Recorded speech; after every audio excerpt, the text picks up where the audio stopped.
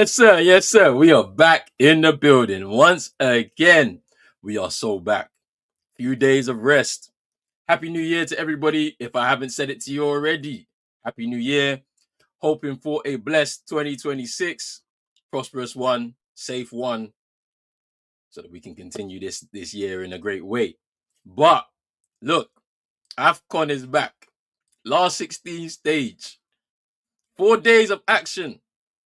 All of these teams battling to get to the quarterfinals. I cannot wait. We're kicking things off with Senegal against Sudan. Tall task for Sudan.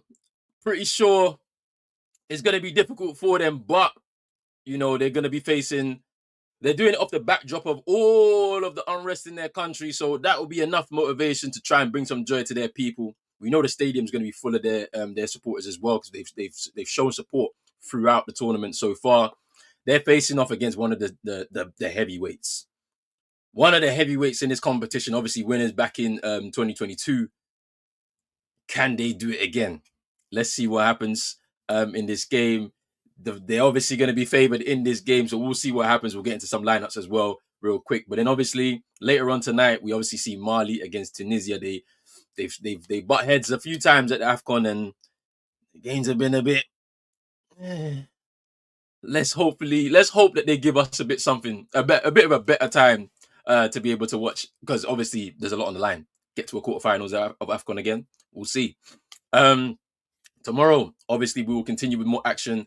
There are another 2 games, the same on Monday and the same on Tuesday as well. And obviously, there's a lot of big clashes that's going to be coming up. The one I'm looking forward to, Algeria against Congo. That's going to be a good game. Obviously, tomorrow, Morocco, the host, will be taking on Tanzania. Should be a very interesting game as well. Kind of similar if you're looking at it from the same perspective as this game here. So yeah, there's a lot to come very, very soon. So make sure you're hitting that like button and subscribe button as well if you're new on Pros Only Sports. If you haven't done so already, we're on X. We're streaming live over there too. Give us a follow on the account. Make sure you also follow us on Instagram and on TikTok as well. Hope everybody's having a blessed Saturday. I'm looking forward to this. The game starts in 10 minutes. We'll get into some lineups real quick. Big up to everybody who's out there right now. But whilst we're here, lineups, as usual, has to go down. Let me pull that up right now. And we are here. Let me just do a quick zoom in. All right, let me do a quick zoom in so everyone can see that on the screen. So we look at Senegal first, Edouard Mendy, and then a back 4 of Diatta, Seck, Niakate, and Niakate and Jacobs. Now, from that, you can already see there's a name missing from there. Big name, Kalidou Koulibaly, obviously sent off in the game against Benin, and so Seck, who actually scored one of the goals in the game against Benin, will come into the defense to replace him as he's suspended. Then we've got a midfield 3 of Diarra, Idrissa Gueye, and Papa Gueye, and then up front, Ismail Assar, Jackson, Mane. So Njai drops out as well from here. So it should be very interesting to see what happens in regards to this team. I mean, it's a very strong lineup. Obviously, without Koulibaly, you lose that leadership at the back. Will it make them a little bit more vulnerable? I don't know. The Sudanese team have height, so set pieces is going to be one of their big opportunities into this game. They've got speed as well. The Senegalese, the Sudanese, they have speed as well on the counter attack. It's about how do they soak up the pressure, and then do they spring their attacks when and at what points, and when do they do it?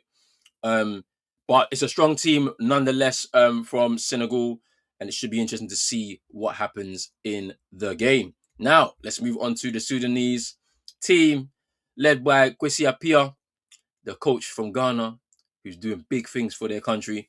Monged Enil comes back into the starting lineup after sitting out their final game in the group stages. Their back 4 is back here. It's Shedi Bargalan, who I mentioned, born in Holland. He's born in the Netherlands, playing for Sudan. He's been really good. So look out for him. Mohamed Ering, Mustafa Kashum, and Bakit Kamis, the captain, is back in the team. Then you have a midfield of Amar Tayfor, who's actually born in the United States. Just look out for him as well. And you have Abu Ghala Abdallah and Waliyadin Kadir. And then up front, you have Amir Abdallah, Mohammed Isa, look out for him. And then Mohammed El Abdel Rahman as well. For them, like as I mentioned with this team, there's a lot of height. Their fullbacks, Shadi Bargalan and Bakit Kamis, they get forward. So they will provide a lot of width.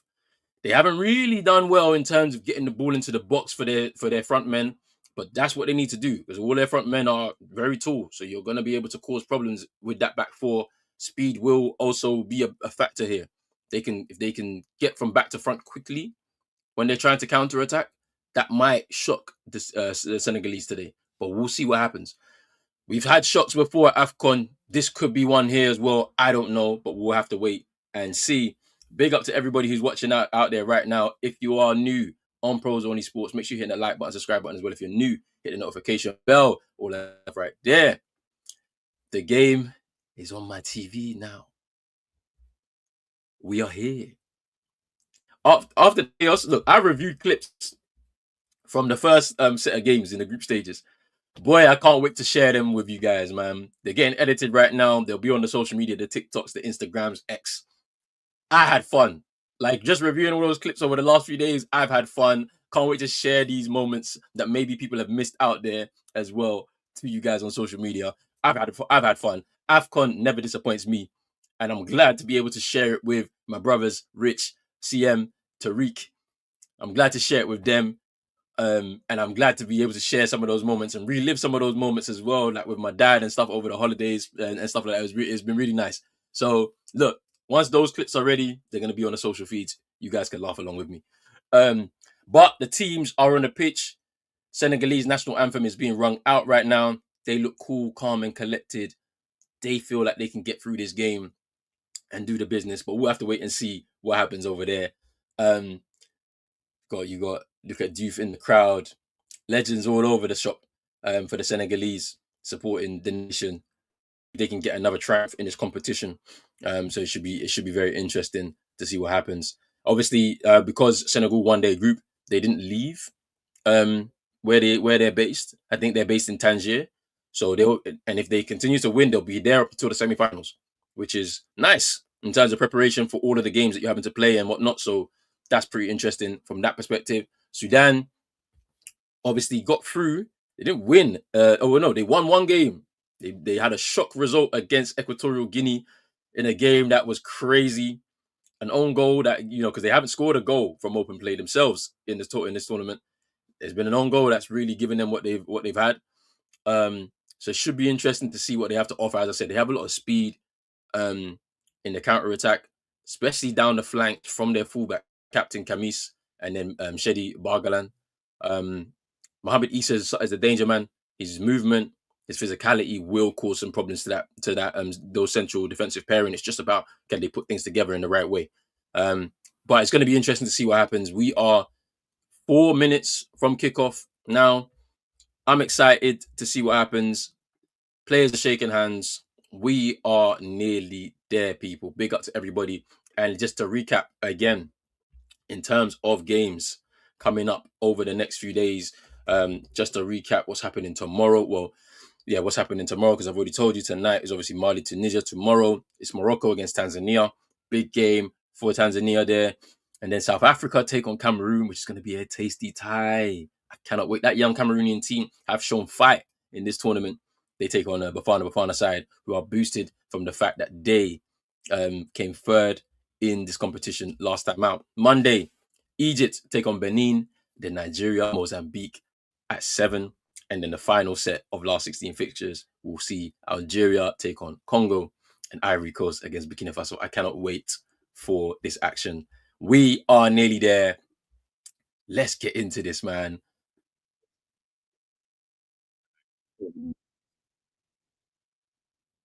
Big up to everybody. Hey,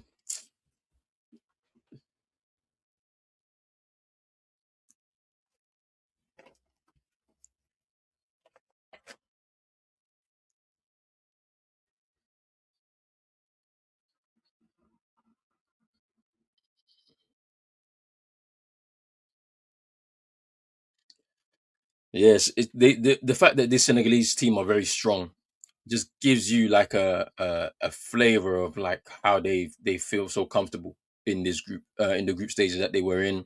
They were able to make a lot of changes in that final game against Benin and still come through, even with 10 men. Um, they're relaxed, man. They're relaxed.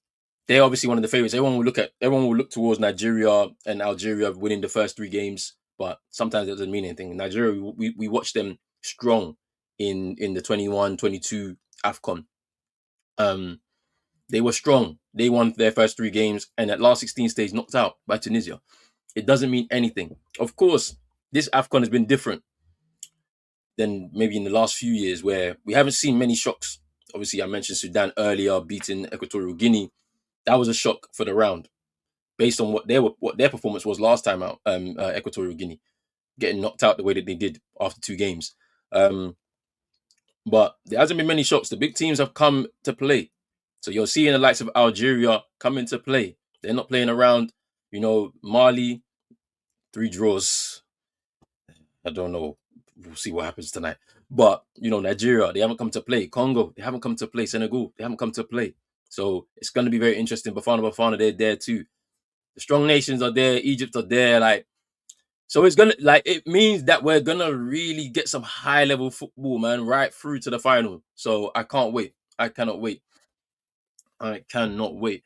We're a minute away from kickoff. I might do a quick refresh because the stream might be behind a little bit. You know, big up to everybody who's going to be ahead of me, who's behind as well. If you're behind, I'm here to help you. But yeah, man, kick off. Can't wait. I cannot wait. Referees getting ready. They're gonna have their little countdown in the stadium, and then we're ready to go. As I said, look, the Sudanese are there, man. The Sudanese are there. They traveled to support their team, man. You can see them. They're in a bit of a pocket, and they're just bouncing. Everybody's on their feet, man. It's great to see, man.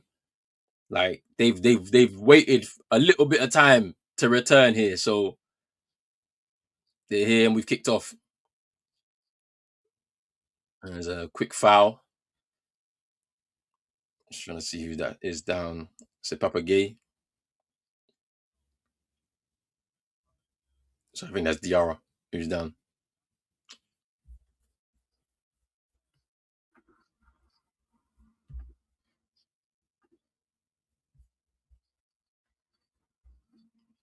So that was Papagay who was fouled there. Here's Niakite. And the ball went out for a throw to Sudan.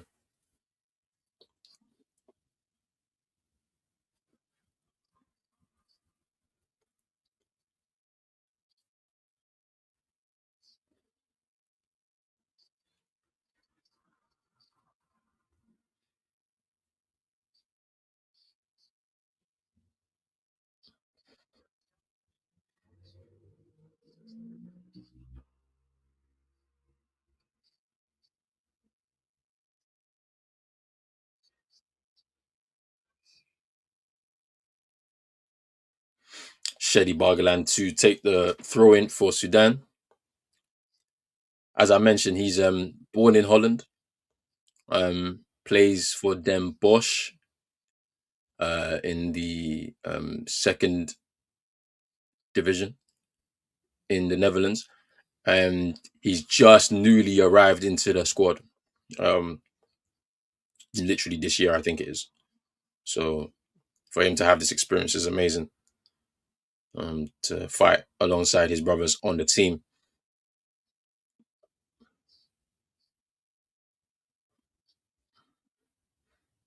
Sudan win the ball back there. Well, his Kamis is going to go long. Try to go towards Abdel Rahman. Um, Here's Idrissa Gueye into Jackson. He loses out.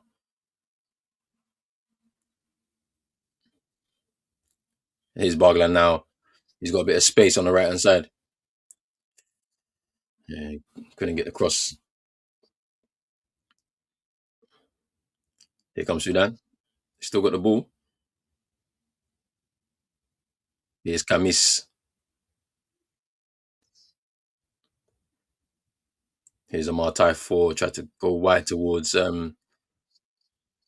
Mohamed Isa, but it's gone out for a goal kick. Like, this is very interesting though.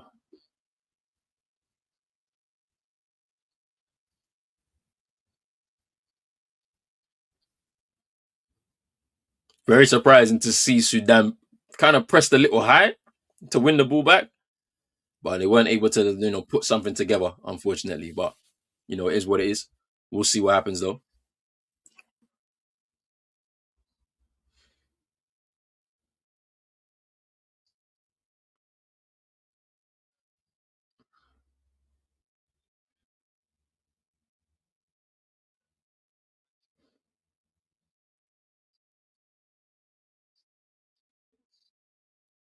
Mendy with the long kick upfield towards Jackson, but Shady Bargalan will go back to Monged El Neil in the goal. For Sudan, he slips as he clears, but was able to recover. Here's Bargalan now. There's a bit of space now. Here's Mane steaming forward. First attack. Overhit the cross. Overhit the cross by Mane.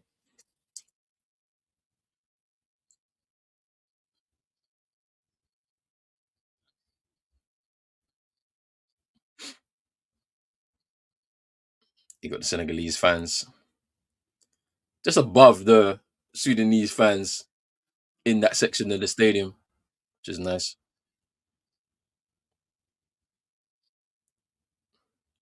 Here's Idrissa Gueye. Here's Agal. And he gets fouled. He gets fouled there. Amir Abdallah.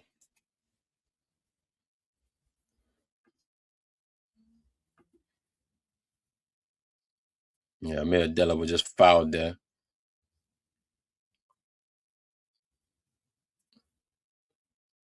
And there's another foul. Um, Abdallah has just been fouled in the middle of the midfield by Papa Gay. So it'll be another free kick to Sudan.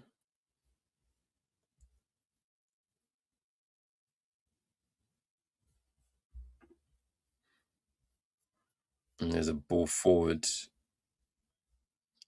Here's Bargler now. Just gets stand in the box. Go! They've scored! They've scored! Abdallah for Sudan!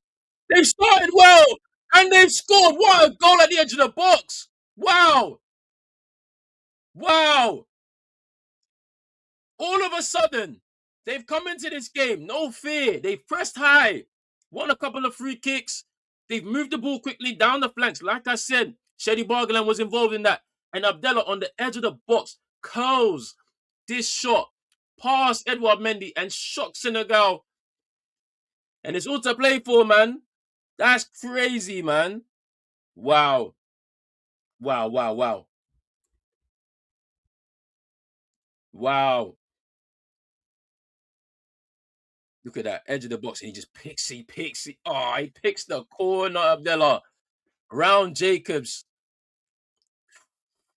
Finish. Finish. Finish. Finish. Finish. Got to update this banner. Finish.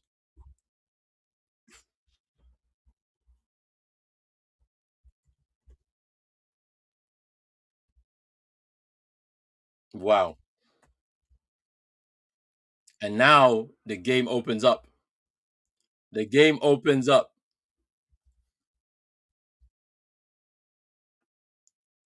And this is what we needed. We thought that this is not going to be straightforward. Are we going to get a shock here today?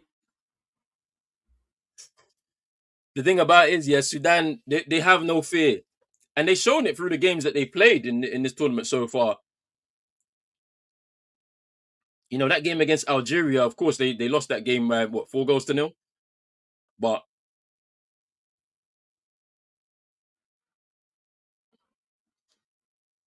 they lost that game. But even that game, it didn't go to plan. Obviously, they gave away a penalty early.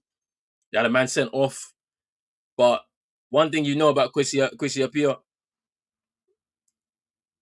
cross coming in. Here's Diatta. Can he get another cross in? Good turn. Away from Camise. Good ball. And it's away from Mane. It's going to go out of play.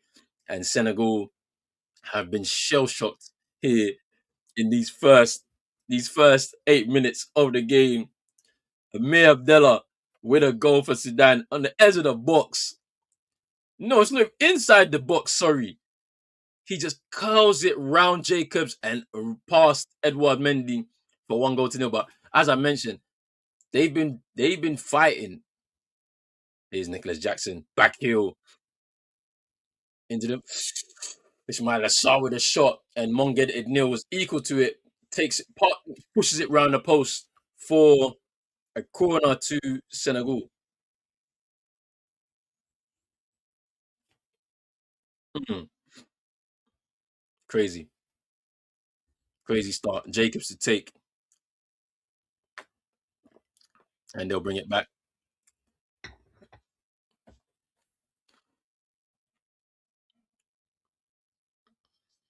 Here's Diatta.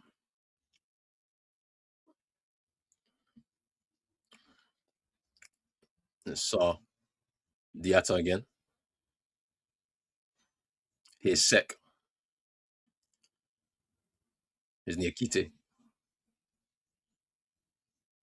Here's Idrissa Gana Gay.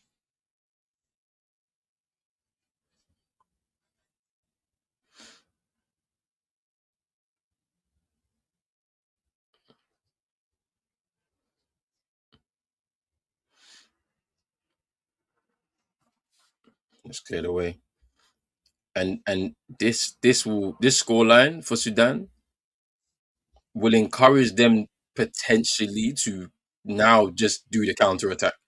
Sit back and try and soak up pressure, which I think is not a good game to play with them. You have to just keep attacking them. Just got to try and keep attacking them. In Senegal, is Mane now up against Shedi Barglan. It's in the box. Can he get a crossing? Good block. And he G's up the crowd. He G's up the crowd. The thing about it is he's been a very good player. Shedi Bargalan, as I said, the fullback, the right back for Sudan. You need to check him out. You need to check him out, man. He's really good. He's gonna get a good opportunity here up against Mane, one of the top players that we've had in African football for the last 10 years. Sadio Mane. He's gonna have a test today, but he's standing up to it, man. And it's a free kick. He's just giving away. As I've said this, he's just giving away a free kick. But let's see. Let's see. Free kick on the edge of the box, close to the corner flag. Big up, my bro, Drizzy. They're down already, bro. They've been shell shocked. Amir Abdallah with a great goal. It's a great goal, though. You need to check out the replay, bro. It was a great goal. Inside the box, curls it round Jacobs and past Edouard Mendy in the Senegalese goal. They got a free kick now, Senegal on the edge of the box. Jacobs, and I think that's who's that? Is it Diatta standing over it? Diatta takes the punched away by Monged. 0-0. Here's Mane now. Cross and comfortably into the hands of Monged El Nil. Big up to Durfez. Hope you're good. Big up. Come on, Senegal. You're here for Senegal. Let's see.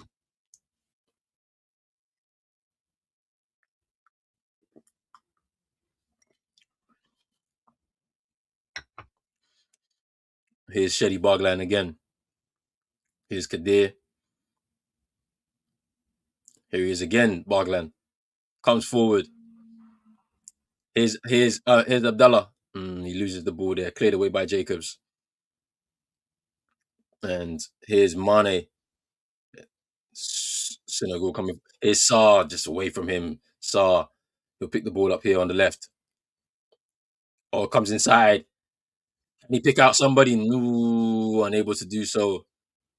Abdel Rahman trying to pass it towards Abdallah. And Jacobs fouls Abdallah.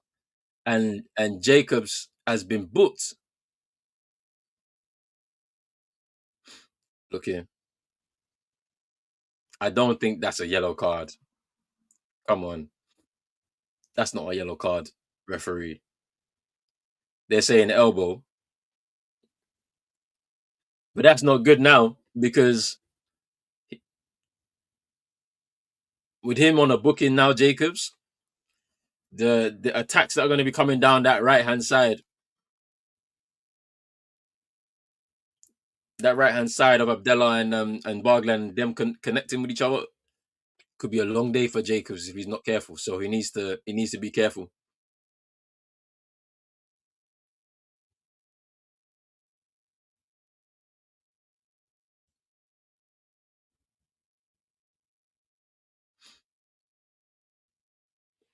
Being down 1-0 already to the Sudanese team. Look at that.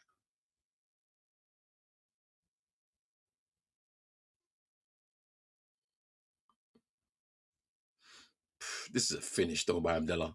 Look at that.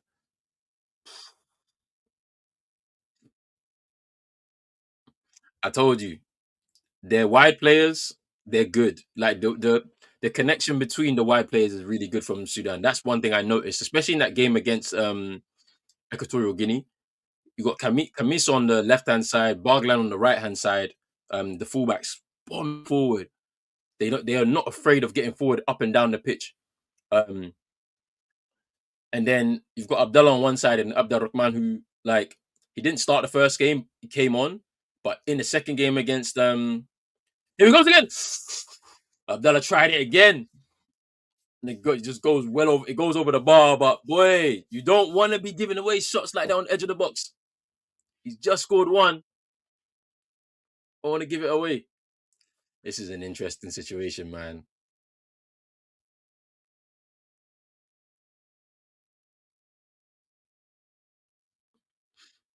It's a ball forward now. Here's Ismaila Sarr on the end of it. He just gets this because it was a header there. And, and it's a corner. The header from Kamis just skips away from him. It'll be a corner now to Senegal.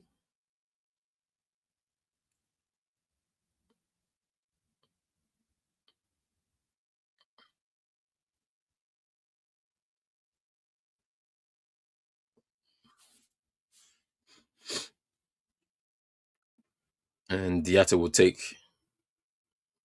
this. And Mane was free in the center of the box. And he hits it first time and it goes well over the bar.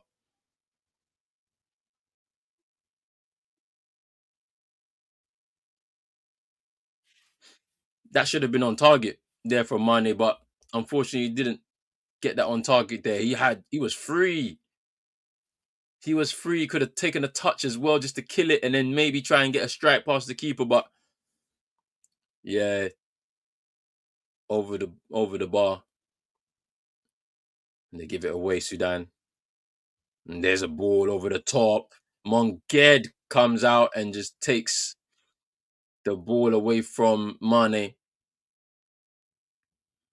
Here's Shedi Bargalan.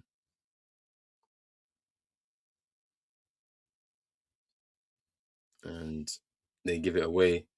Here's Idrissa Gueye.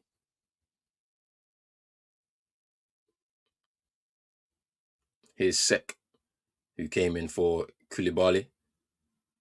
Here's Diarra.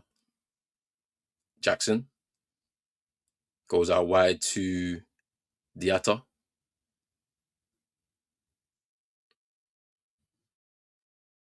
Here's Diarra again. Here's Sek. Niakate. Jacobs, Mane trying to get past Shitty Bargland. He's doing really well against Sadio Mane. Just keeping up with him, making sure that he doesn't get any change out of him. Here's Diarra.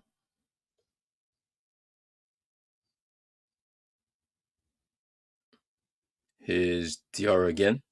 He's got Ismail Assar to his right. And it's a free kick on the edge of the box. Diarra clashing with Type 4. Let's have a look here. Yeah, it's just like it is obstruction, yeah. It's obstruction from Tay 4.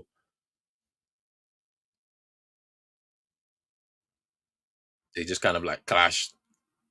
Quite a heavy clash to be fair. Just he stood right in front of him there, Ty 4. No attempt to try and play the ball's obstruction. Diarra's down. Don't know if they clashed heads, I don't know. But yeah.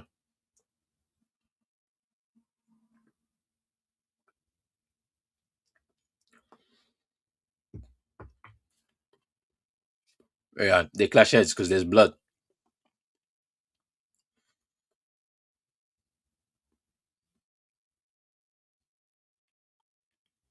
Stoppage here because both players clashed heads on that last play. Um, so Ty 4 and Diarra will they've got a bit of treatment.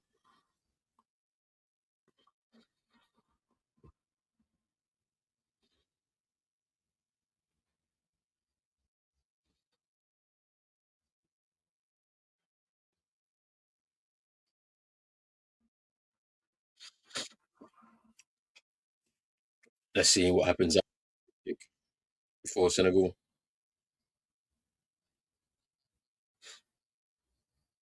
The one thing I love about the African Cup of Nations is the unity.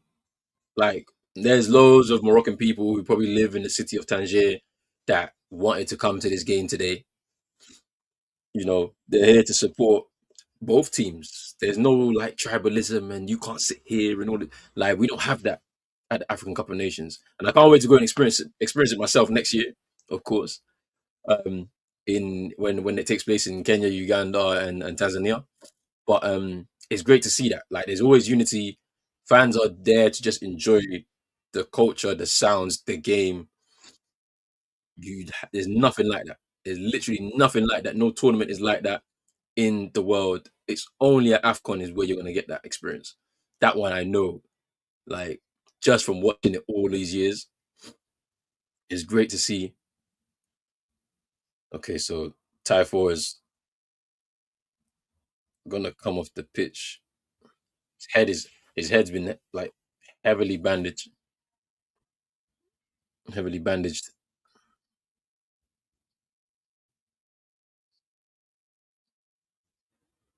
It's gonna be a free kick here for Senegal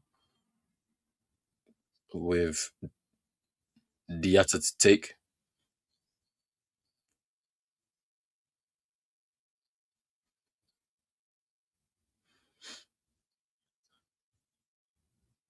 It's a two-man wall now.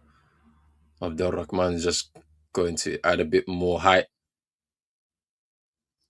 in the box. Diatta.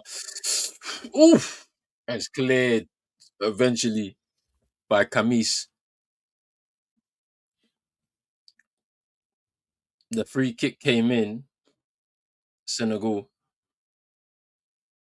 went past everyone, just headed back to the space in the center of the box. Is Diarra.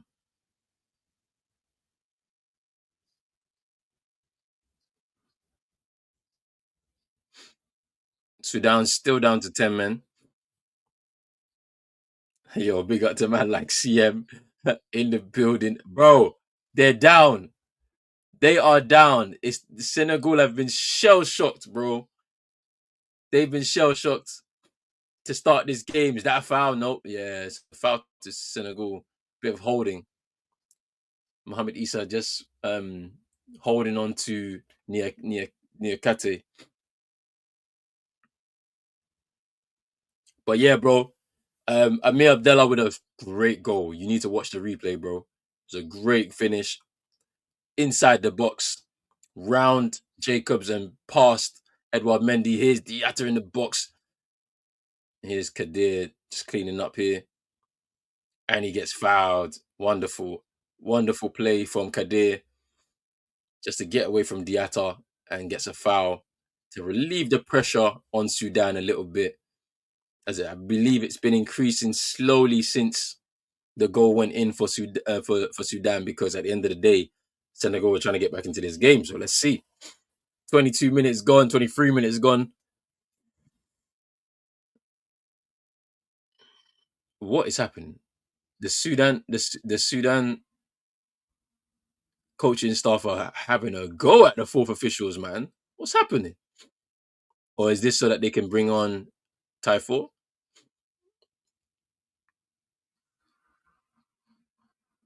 Typhoon is back on the pitch now. He's also got his head strapped too. So now we're back to the full 11 for either team. Is Niakate, Jacobs, and give it away. And there's a foul on Abdallah Abdullah by Papagay. And so it's a free kick to Sudan.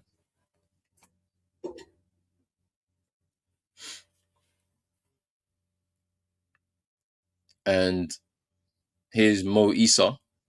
He's going to go back towards Mohamed Ering, and he'll go back to Monged in the goal. He kicks long. And here comes Sudan. Can he pick that good ball? There was a Abdel Rahman was free. Here's Mohamed Issa now in the box. Takes a shot. Ooh! Turned past the post by Edward Mendy. And this is what I'm talking about with Sudan on the counter attack. Down the flanks, they are dangerous. Mo Issa into the box, takes a shot, looking for that far corner. And Edward Mendy could only just push it past the post. He's not happy at all with his defenders.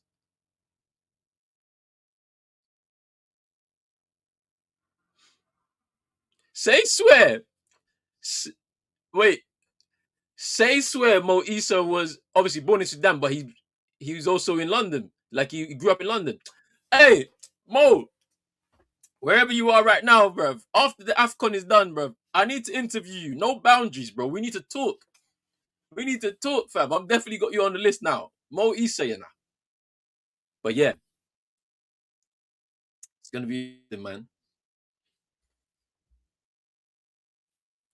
Boy,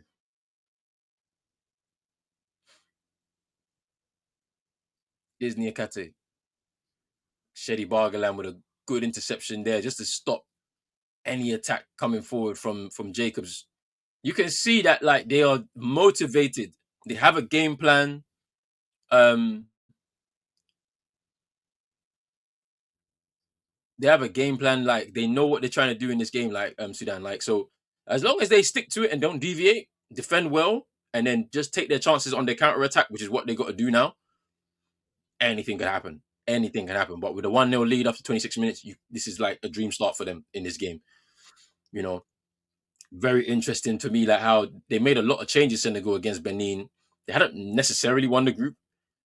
They did in the end by goal difference, but boy, I just feel like being a manager, you're being too lax if you're resting players in the tournament. You only have 7 games anyway, so it's like, and these players are halfway in their season, a lot of them, so they're fit, they're ready, they just want to play.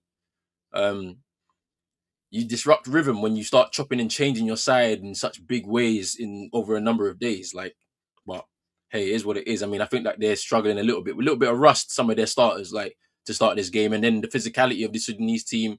They also rested players, to be fair, in their final game, in their group stages. But I think they have a level of hunger. I think that they all understand their roles and their positions, the Sudanese team. So if you're a starter, if you're somebody that's going to play on the bench and come on in games, you're going to perform the same way and to the same level as somebody who's starting. So It's a little bit different for the bigger nations, to be fair.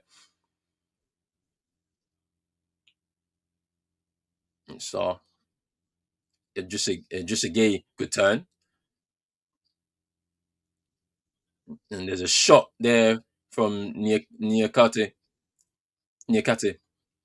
Oh, sorry, that was Papagay with a shot right into Monged El Nil's hands, and he kicks it long towards Abdel Rahman, headed away by Jake. Mane goes down under the foul of Shedi Bargalan, and it's a free kick to Senegal. I think they clashed a bit there.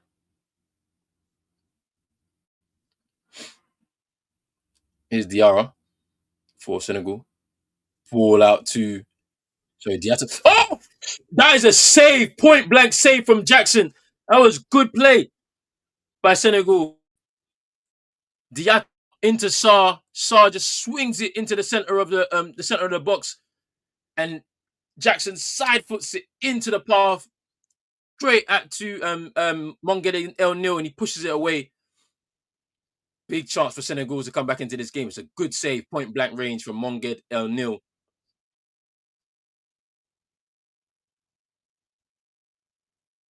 Here's Typhoon.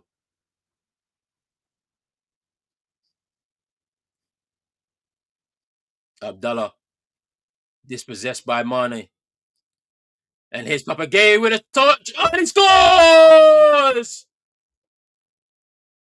Papagay with the finish after winning the ball back in the middle of the pitch. Mane goes on, picks out Papagay, and it is 1-1.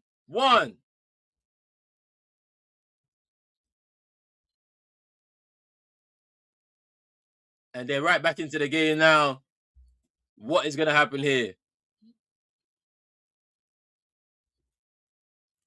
I wanted to see more. I wanted to see more stress. I wanted to see more stress, but it's okay. I wanted them to be stressed. I wanted the story. We needed to see Sudan do more. But so it's good. 1-1. We are level here. What can Sudan do to try and get themselves back into this game? Let's see.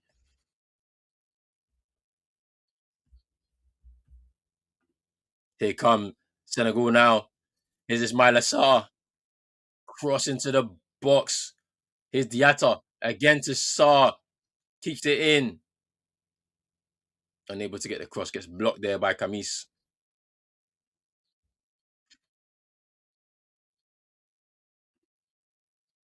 1-1. Get in, says Defez.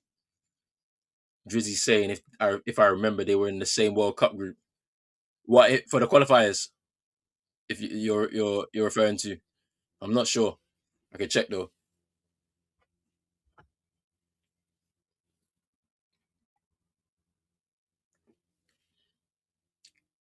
think this is Kadir down for Sudan. The World Cup. You mean for the World Cup qualifiers? Yeah.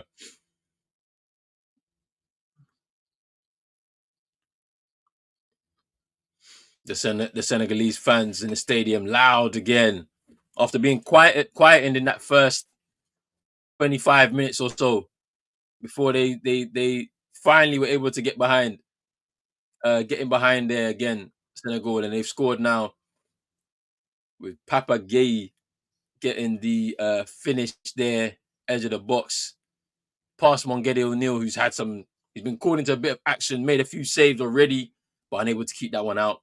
And now does the game plan change for Sudan? Let's see. Here's Diatta with a bit of space here, gets the cross in, and it's a goal kick. Sarr is saying he feels like he's been fouled.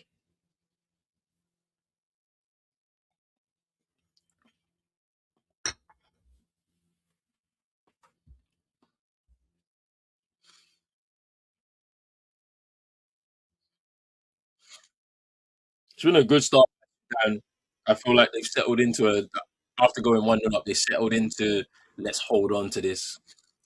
It's too early. Like you have to stay Try and go toe to toe. Don't concede the space and try and soak up pressure because it's gonna be difficult for you to get into the game if you do that. Do you know what I'm saying? Like, so that's what I feel.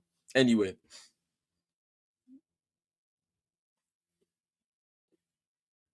Mendy, the long kick up field. Here's Idrissa Gay. Here's Diarra now pushing forward. He Shady Bargalam with the interception, but here's Nicholas Jackson now. Cuts inside. Here's Mane. Cross into the box. Ooh. He tried to do the spectacular there, Papagay, in the center of the box. Tried to like bring it down and then overhead kick it, but unable to do so. Here's Sek. Here is Sek.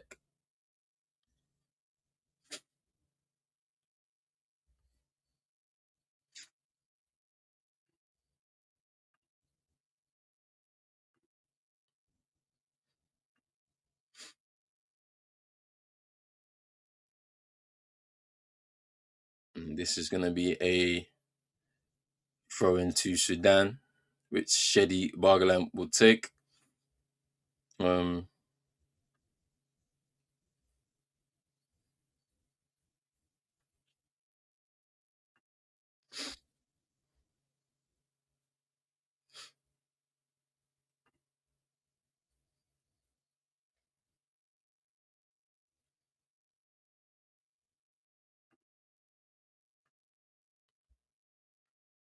here's Kamis, the captain.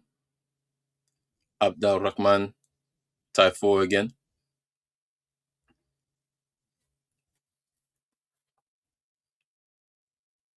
Here's Mustafa. Abdallah just kind of blocked off by Jacobs. Here's Mendy. The press though, they're pressing though. There's a bit of pressure. There's a bit of pressure here. They're pressing. Ooh, they get some, and here's some space now for Mane. And there's a good ball. Ismail Assar. Is that penalty? It's a penalty. Mane into. Oh, it's offside. So there's an offside first because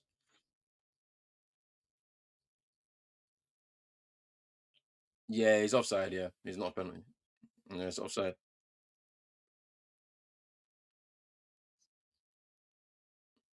He's offside. Yeah, this is what I was saying, bro. Because of the danger that Sudan pose on the flanks, him getting that early yellow card, Jacobs, like the way that Abdallah and Shedi Bargalan are connecting on that side, it will cause a problem. He will get sent off, like if he's not careful. So they may have to change him at half time potentially, just because you don't want to have that penalty to Senegal offside under review by VAR. But I think it will be offside because Sa was offside in my opinion.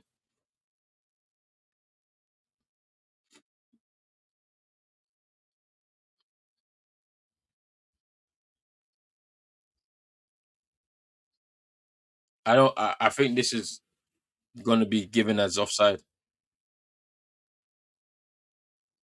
because they're saying penalty, but it's an offside. It's a penalty, yes, but the offside came before.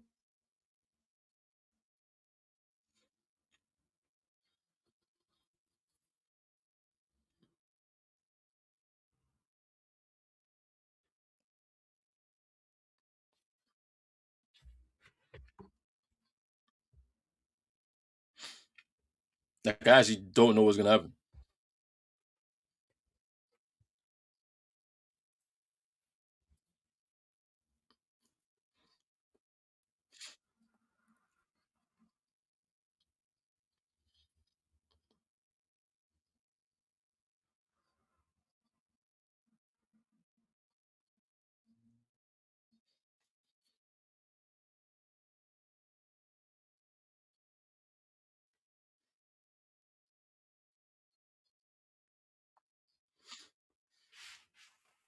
If it's offside, it's offside, man.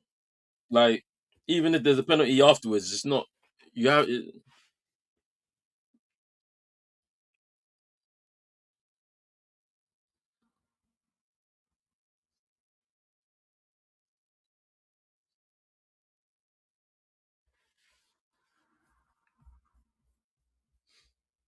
At the end of the day, if it's offside, you don't give a penalty. Like, it's just what it is, because the offside would have occurred before the penalty was conceded.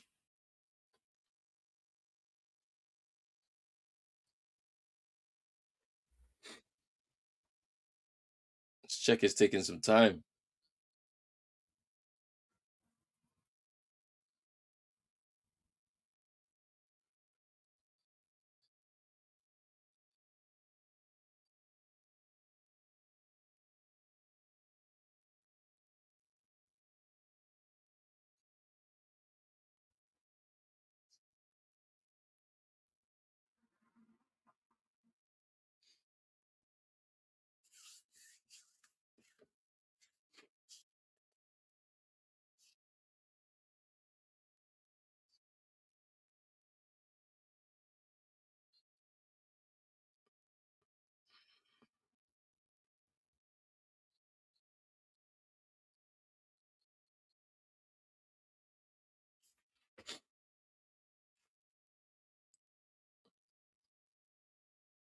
Yeah, it's offside.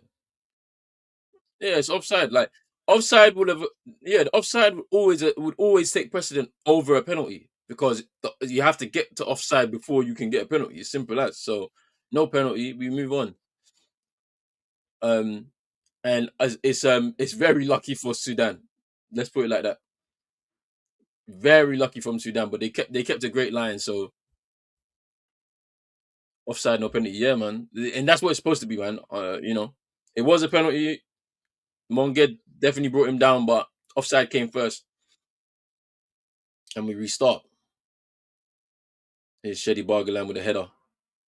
Here's Mane now. Jacobs goes long towards Jackson, who wins the header. Tie four, battling with his Mane though. Mohamed Ering with the header back to Monged nil, and it's a foul. So it'll be a free kick to Sudan. Mane just leaning into him. Mohamed Ering just trying to head the ball back to his keeper and away from the danger.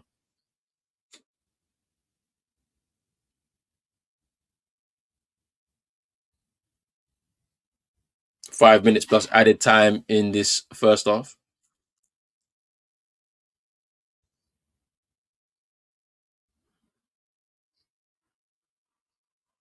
It's a good tackle by Mohamed Ering again, on Nicholas Jackson this time. He's been really good actually for Sudan this tournament as well. Very solid defender, quick as well across the ground, covers a lot of space, reads the game well. It's great positioning too. Here's Edward Mendy.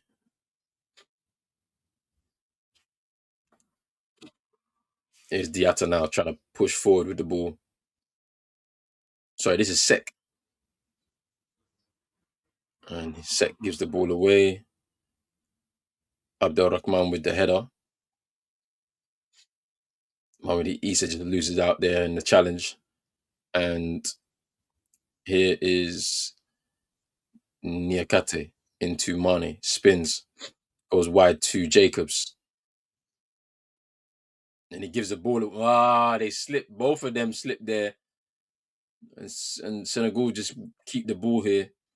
Here's Diatta trying to go past Camis. Oh, that's a good ball. Sir! And Monged El Nil comes out and picks the ball up away from his feet.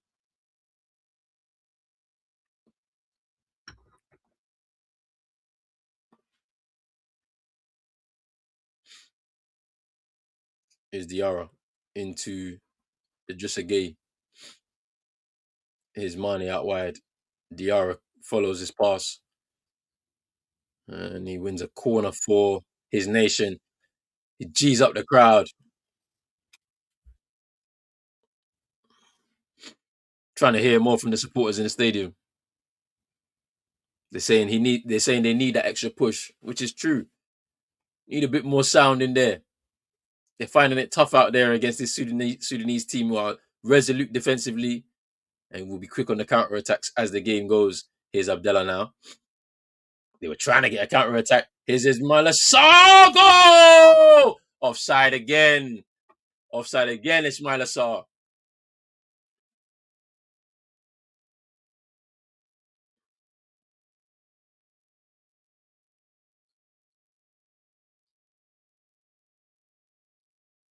It wasn't really a pass. It's just kind of deflected. It deflected off of Papagay's foot and into the path of Sa rather than it being like a deliberate pass. And there's a foul on Papagay by Kadir. So it's a free kick to Senegal.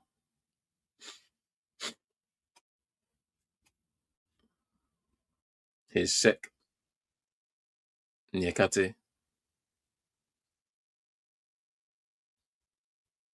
Here's Diarra. Wide to Jacobs. Here's Sadio Mane again up against Mohamed Ering and cleared away by Tay4 in the center of the box out for a throw in. They take quickly Jacobs to Diarra going wide towards Diatta. He brings it down wonderfully there. Going to try and get some space to cross. Here's Papagay. Here's Gay again. They clear it away. Is it just a Ghana Gay? Is Diatta.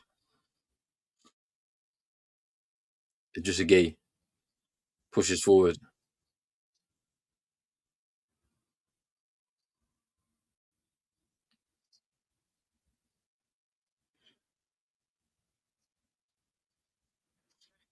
Is Gay with a shot.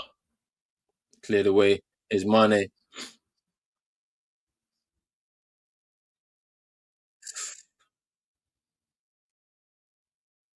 It's a corner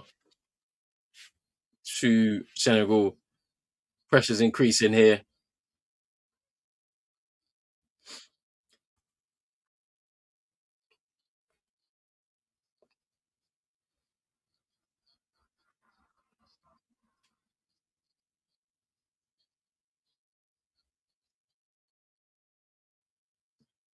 Seven minutes of added time.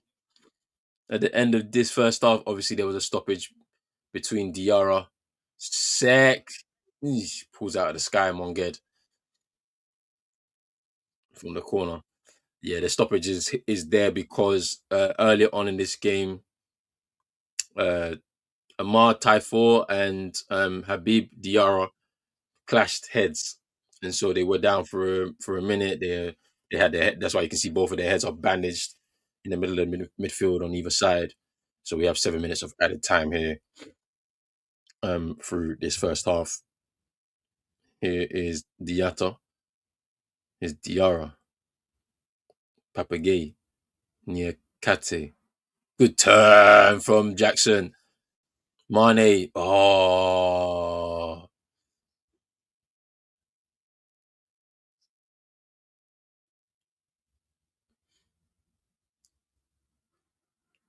Moisa tried to win the ball there.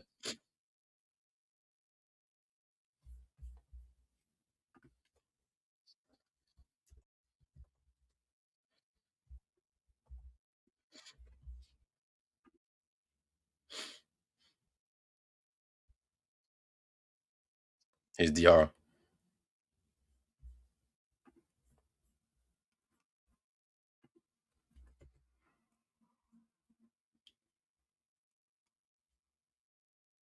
Hey, okay, my stream stopped for a second there. I was like, what?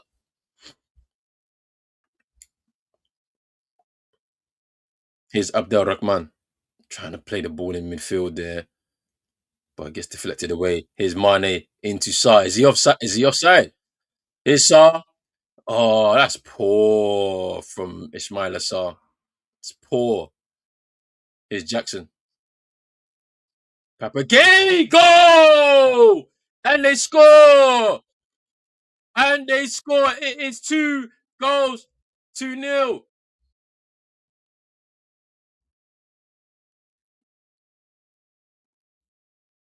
2-1 Senegal. That was a finish by Papa Gay again for his second goal of the game.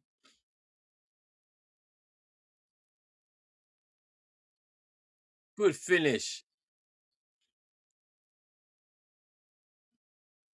So obviously there was a ball into the box by Saar. Passed. Ooh, is he off? Is Ismaila Saar off? He might be, you know. Jackson's pass. The pass to Jackson was well wide, and then Jackson into Papa Gay on the edge of the box, and he just curls it into the net past Monged El Nil. But they might be checking for offside because Ismaila Saar on that initial pass from Sadio Mane, he looked offside to me, but they let the flag stay down initially. Then Ismaila Saar with a very poor ball towards Jackson. It goes very wide of him. And then he picks the ball up on the edge of the box, and then he finds Papagay on rushing on the edge of the box, and he curls it round Monged Il with a great goal. Second goal for Papagay in this game. But they're checking for offside. Let's see. They're checking for offside. I want to see.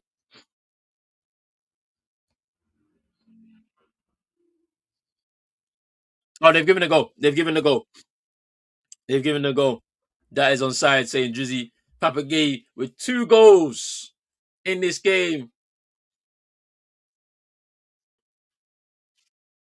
Onside per check. Yep. To be honest, Senegal have done the right thing, man. They've come back into this game. They've kept calm, and they've been able to just do what they need to do, man. Kind of dominate on the ball. They've also been trying to win the ball, the 50-50 balls as well, and made it difficult for Sudan since they've taken that lead. Sudan have been finding it very difficult at keeping the ball. Can they get themselves back into the game? Here's Ty 4. Gonna go wide to Abdallah, the goal scorer for Sudan, and his touch was very poor. And goes out of play for a throw into Senegal.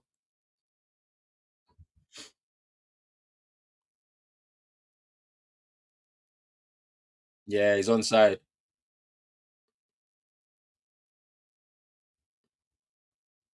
That was a very poor cross from Ismail Assar, by the way.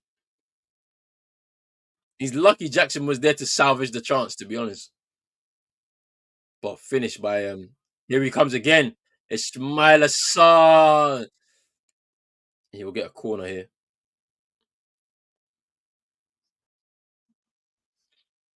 Ball off of Kamis for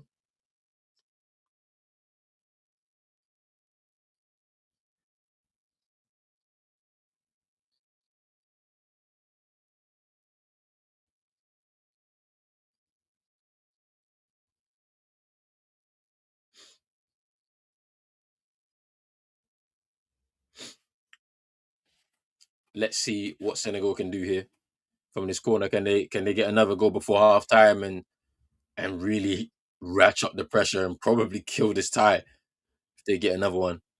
Diatta with the corner. It's gonna be another quarter. It's gonna be a foul. It's a foul.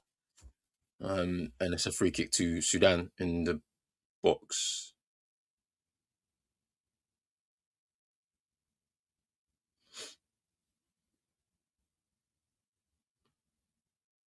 Monged El Nil kicks long. Here's Kadir to Abdallah. Abdallah's gonna come inside and shoot. Goes well wide this time. But there's a little warning sign in this game. Sudan can be dangerous on the counter. So let's see. Second half, the game plan will have to change slightly. I think they were very, very happy to press high early on in the game just to shock the Senegalese. But it's kind of gone backwards. They've kind of, after getting that goal, they just stepped back 10, 20 yards and soaked up the pressure, and the pressure eventually broke them down. They want to get back into this game. They're going to have to do a bit more. They're going to have to do a little bit more on the offensive side of things. Man like CM in the building. He's like shaking his head. He can't believe it. What is going on here? It's money. Cross behind Jackson, behind Saar. And this might be the last of it, yeah. And that is half time. Boy, Bro, that was a very interesting first half. Big up to man like CM in the building. How you feeling, bro? How's your weekend been so far? I'm good. I'm good. Been chilling. Just got done doing some cooking. On a lovely Saturday, man. I can't complain. And I come back. First and foremost, I saw that Senegal were 1-0 down. Then I move again and come back and it's 2-1. So I'm gonna have to hear the full rundown on what really has been going on in this game. I mean, well, let's start from the beginning. I mean, Sudan came out in the first few minutes of the first half, and they didn't look scared of the opposition that was in front of them. Maybe both teams actually were heavily changed in their final group games. So obviously all these players are coming back, but they just looked a bit more sharper. Sudan from the beginning, they were pressing high, which I was quite surprised at. And if I was surprised, and I'm pretty sure that the Senegalese players were also surprised to see them so high. And there was a few stoppages in play, a couple of fouls early on that Senegal had given away just because those Sudan players were a bit quicker to the ball and just kind of opened up. And I said this Sudanese team are very dangerous on the flanks. You look at Kamis and Abdelrahman on one side, and then you've got Shedi Bargalan and Abdallah, the goal scorer, Mir Abdallah on the other side. And down that side is where the danger was happening because Mane's having to track back because Bargalan is pushing forward. And then Abdelrahman is deciding to go inside, which is creating problems for Jacobs, who's been booked early now. And so he gets the ball, Amir Abdallah, cuts inside after a nice little pass from, I think it was Kadir, and he just curls it round Jacobs and round Edouard Mendy. It's a great finish by him, and they go 1-0 up. And then from there was a slight moment, maybe 2 minutes, where they were continuing to see if they can try and ratchet up more pressure, a little bit of high pressing, but then they started to drop deeper and deeper. And that's where Senegal, they woke up a little bit. They was like, okay, you've conceded this space. Now we have to take up space. They started winning the ball quicker to the 50-50 balls. It seems like that rust that some of those starters were kind of affected by in the beginning had been shaken off. They're putting a few attacks together. There was a point blank range save from Jackson by Monged El-Nil. Sadio Mane, a few overhit crosses, but they were starting to get the rhythm back together, and then eventually they break through. Papa Gueye with a good finish at the edge of the box, and then it's 1-1, and they continue to put more pressure onto that Sudanese defense, getting behind again. Ismail Assar winning the penalty, but it was offside. Ismail Assar offside again. Ismail Assar with that for that second goal. He's in because I said those fullbacks get forward quite a lot.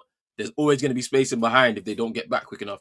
He's in space again, overhits the cross towards Jackson. Jackson picks it up on the edge of the box, turns back around. He sees an onrushing Papa Gueye on the edge of the box. Nice pass into him, curls it round Monged El-Nil in the goal, and it's 2-1 Senegal. So there's the story of the first half. So yeah, I wonder what's going to happen here. Big up to Durfed saying Senegal need to ensure that their defensive headers don't go to Sudan because that generates Sudanese chances to get back into this. Yeah, this is what I'm saying. So what's going to probably happen is you're going to start seeing diagonals out to those wide areas. They may just bypass midfield just to go long, see if they can get a header. As I said, this team's got a lot of height in it, especially going forward.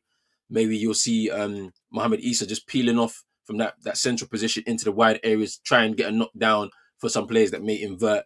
So it's going to be very interesting to see what happens in this second half. But what do you think, bro? Like, just based on what I've said, what do you think is potentially going to happen? I don't know if you caught some before you came to join me as well. It, it sounds like a pretty open game. Based off of Sudan's approach, they are not afraid to take it to the opposition side. Senegal being a formidable force and a very experienced team, they were able to take advantage of Sudan's deficiencies to get themselves back into the game and then take control. So I expect it to be an exciting second half in the sense where Senegal will want to hold on and potentially add on to this lead and then go through in style. But also Sudan will continue to fight, and it will be whether they're able to continue in that same fashion of when they were successful in this game, or will they just kind of peter out and then allow Senegal to close this one out?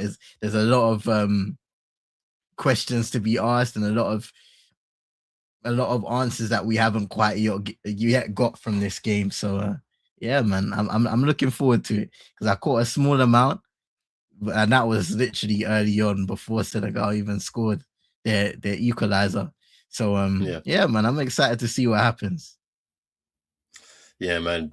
Let's see what happens in this second half. Big up to everybody who's out there right now watching on X, on YouTube as well. Make sure you're hitting the like button and subscribe button as well. If you're new, hit that notification bell on Pros Only Sports. If you're on X, make sure you follow the account, retweet that broadcast, and also interact with us as well in the comments here too, and on X too as well. We'll read the comments out there too.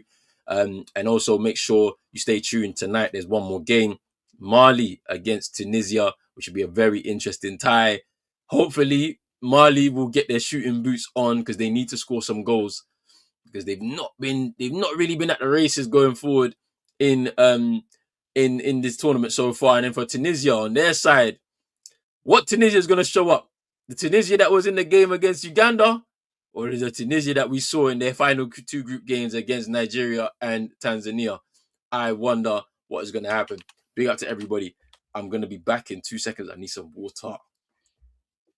Yes, sir. Yes, sir. Yeah, man. And in the comments as well, let us know what you think is going to happen in this second half. Senegal versus Sudan. Well poised, 2-1 to the 2022 champions, but it is far from over. At least I hope it's far from over. Happy New Year to everyone as well. How did you spend the entrance into 2026?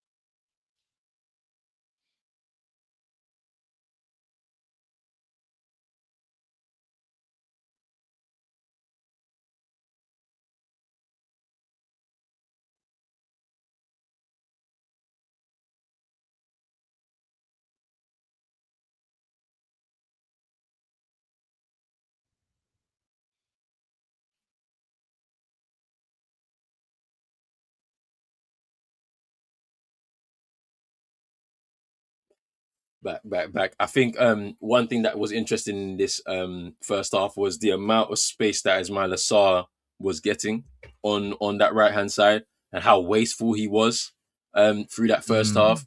Few overhit crosses, not really taking advantage of the space that he was being afforded by Sudan. Let's see if he cleans that up in the second half. It's going to be interesting to see what happens with Ishmaila Jacobs as well.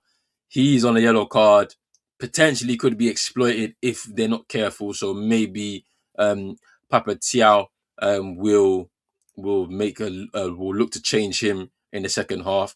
I think also the interesting thing about the start of the game was obviously no Koulibaly to start, so the organisation isn't there. Sek has come in to replace him, and he did well in the game against Benin, to be fair. But maybe the lack of that leadership in there, maybe kind of it would have been a bit of an adjustment at the beginning of the game. That's probably why they went down so early. I mean, who's to say? I don't know, but it's just a thought that I'll put out there. Um, for Sudan, we need to see a bit more on that left hand side flank. Abdel Rahman and Kamis. Kamis is known to get forward from the back. He hasn't really in that first half, so he'll need to do a bit more from himself. And Abdel Rahman has to also do the same to try and either invert or go on the outside. Um, that midfield battle is a bit tough for them currently. You know, there's three great players in there for Senegal that you're going to find it hard to get the ball off of, and when you do have the ball, they're right there on top of you. So that's something that those three in midfield for Sudan, Kadir, Taifor, and Abdallah need to be wary of. Taifor is also on a booking, I believe, as well, so he needs to be careful. Um, oh no, he's not. I don't think he is. He's not. He's fine. But yeah, they just need to be careful. Those three in there against Diarra Gay, and Idrissa Gay and Papa Gay as well. So it should be interesting. Should be interesting. How did you enjoy New Year's, bro? All good? Yeah, yeah. Nah. Happy New Year, bro. It was Happy New Year, bro. yeah. It was a chill one, to be honest. I just chilled with Nice. mum, my cat, saw in the New Year and star, and then went to sleep. And it was the daytime, man. So couldn't complain at all. How about you? Yeah, man, it was good, man. Spent it at church, like I mentioned, bringing in the new year with family and stuff. And yeah, man, it was just a chill day. On New Year's Day, I went to the gym. And I was like, yeah, just tried to get that first workout, of the new year and that. And then yeah, that was it, man. Literally just, we're here, man. We started, man, back at work and everything. So yeah, Yes, sir. we'll do what we need to do, innit? Got to do Come what we on, need to man. do. But yeah, interesting. I've just seen Premier League scores. How did Hey, Wolves win their first game? Wolves won their West Ham, first game. West Ham, Oh, bro, are cooked. They are oh, cooked. nah. And if you saw the manner of the way they scored the goals, bro, embarrassing. So embarrassing. Oh, yeah. That's crazy that they won their first game though. It's crazy. Now it makes the 1-1 draw not seem as bad. I can't lie. Hey, you caught life with that one. I don't know, like you caught life. It's still Oh, terrible yeah. though. Nah, it's It's bad. shameless. It's It's definitely shameless. bad. It's definitely bad. Yeah, no, you're right. It's definitely bad. You But still, hey, take your wins and losses. trust, trust me. Hey, what? Hey, this is the interesting one. I did not know this, but Mohamed Issa, the forward Mm. for Sudan. So obviously born in Khartoum, Sudan, but his family moved to Camden when he was 9 years old. So he played a large amount of his career in England. Um, so played for Dartford, Leatherhead, few non-league teams, Greenwich Borough.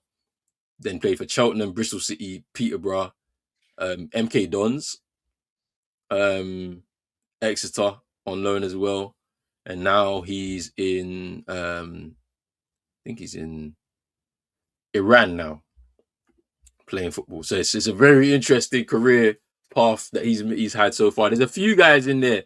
So Amarte Four is born in the United States, playing for Sudan. Mm. And then, like I mentioned, Shady Bargalan was born in the Netherlands.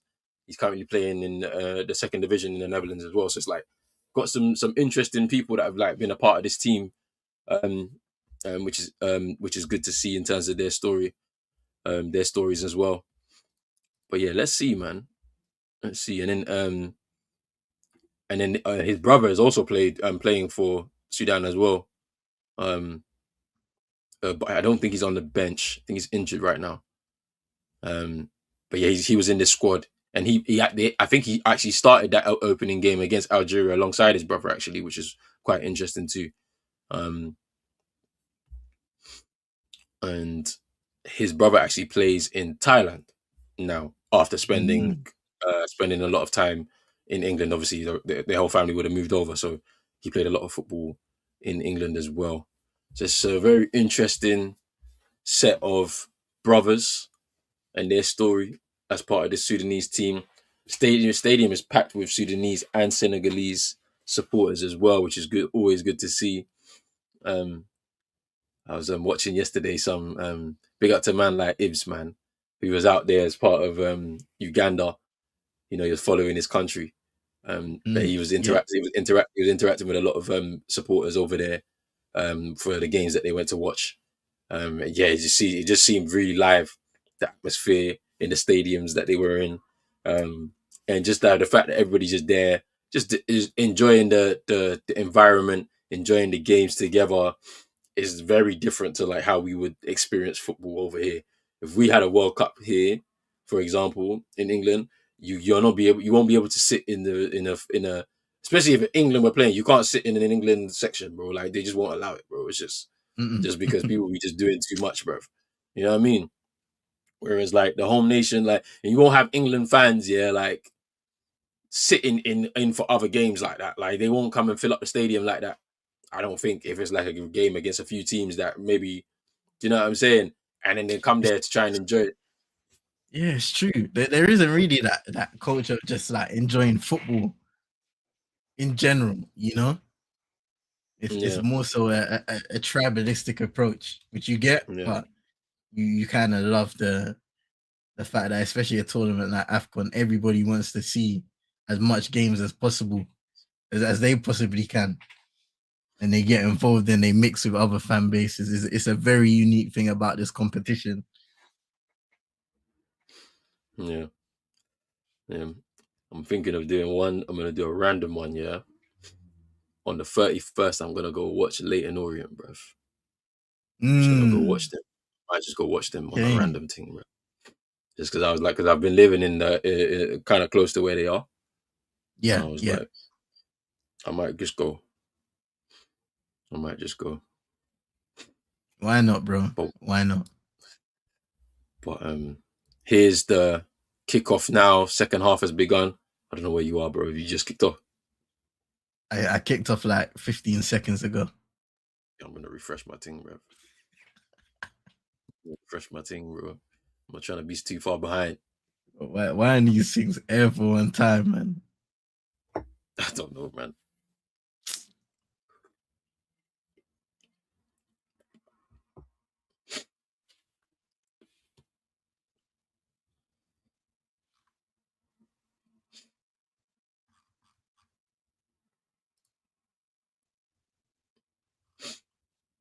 What can Sudan do in this game? This is what I want to know.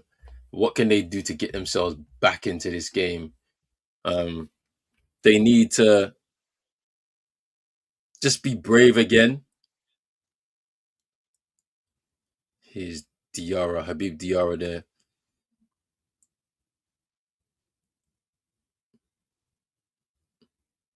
Fouls Abdul Rahman in the corner there. And there's a bit of pushing and shoving. Oh, hey. Sudan players on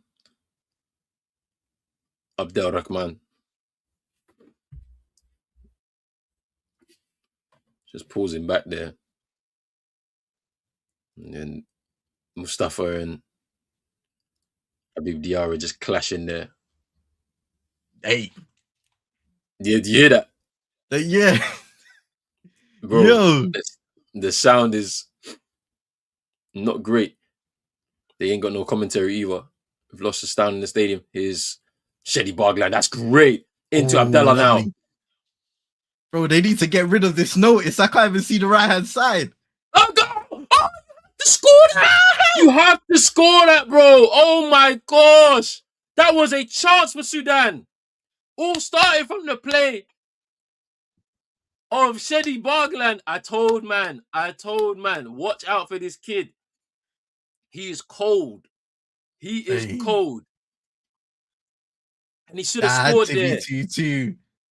You have to give credit to Edouard Mendy as well. But I gotta see this replay. Here comes Senegal down the right hand side. And it's a corner Offside. kick.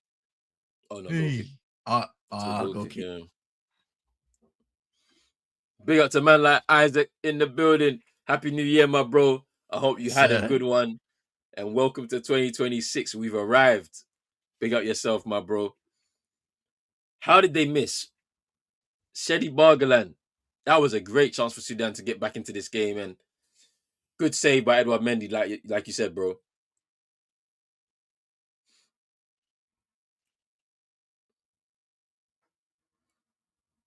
Here's Jacobs. Gives it away. Abdallah. Hey, move the notice, bro. I can't see. You know what I mean? Like, we hear it. We know there's a That loss of we sound, know. bro. We know this, bro. Just put it like at the corner of the screen at the top, bro, so that we can watch the game, fam. You're apologizing like we don't care. Just fix the problem, bro. Don't apologize to us.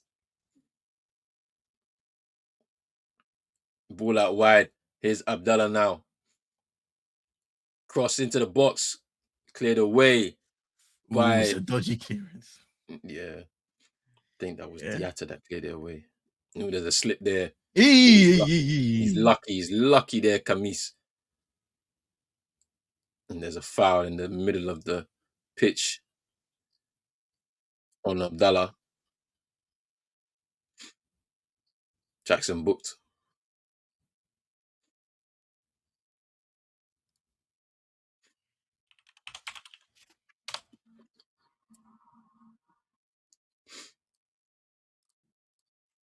Oh yeah, my bad.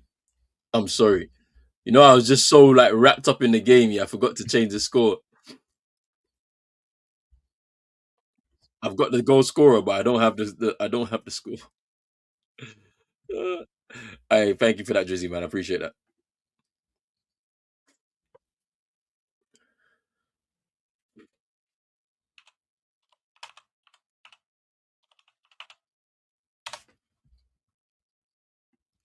Big up to everybody watching right now. If you're on X, make sure you follow the account.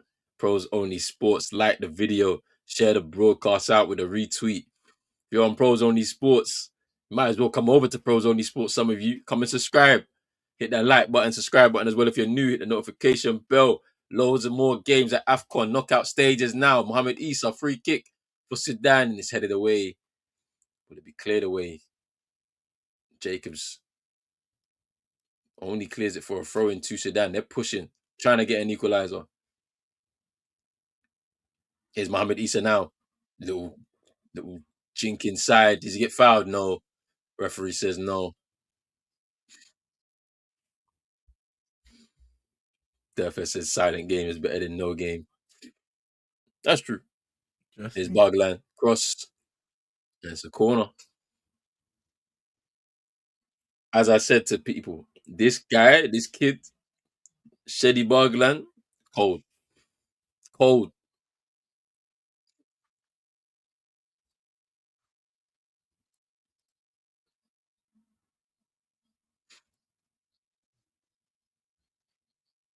Corner to Sudan.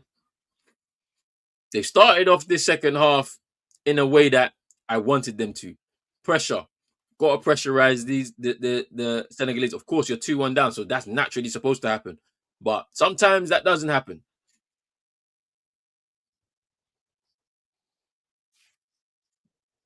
Abdallah to take his corner. Will they go short? No. They do actually. Here's Mohamed Issa. Cross. That's a great It's a cross. decent crossing. Still. It's that was Kamis with the shot, but it wasn't. Do you about to come on.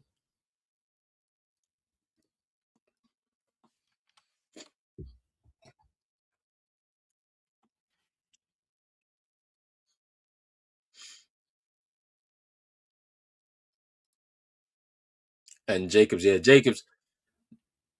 Jacobs and Jackson off, and Bula Diao,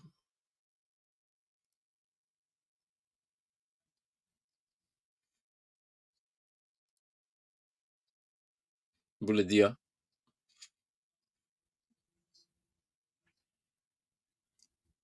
and El Haj Malik Diouf on.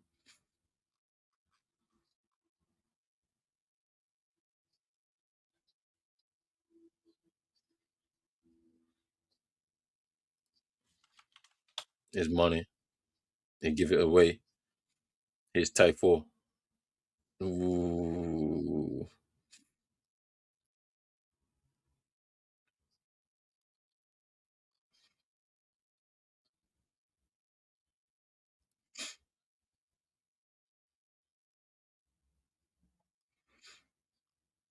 it's a good ball. And it's a foul by Bargland. Mane goes down. He's shaking his head. It's kind of soft though. Touch on the shoulder, I think. And he just went down Mm. after he felt the contact, to be fair. But maybe it's the experience of Mane there that's just kind of done him there. I think he's done really well against Mane, Shady Bargland on that side. Especially in that first half, he was really, really making it difficult for him to go outside of him, showing him inside, trying to make it a lot more tougher for him to try and get in behind. But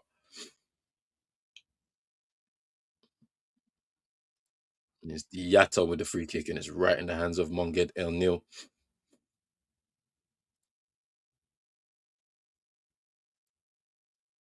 Is Mo Issa holding the ball up, gets fouled. I like the positions that Mo Issa's picking up for Sudan here. You know, he's playing off the front, but you can see him picking up positions on the right, on the left, trying to do everything he can to just get his team a lot more into the game, keep possession of the ball, showcasing his ability, which I don't think he was able to do so in the first few group games that he played for Sudan. Um,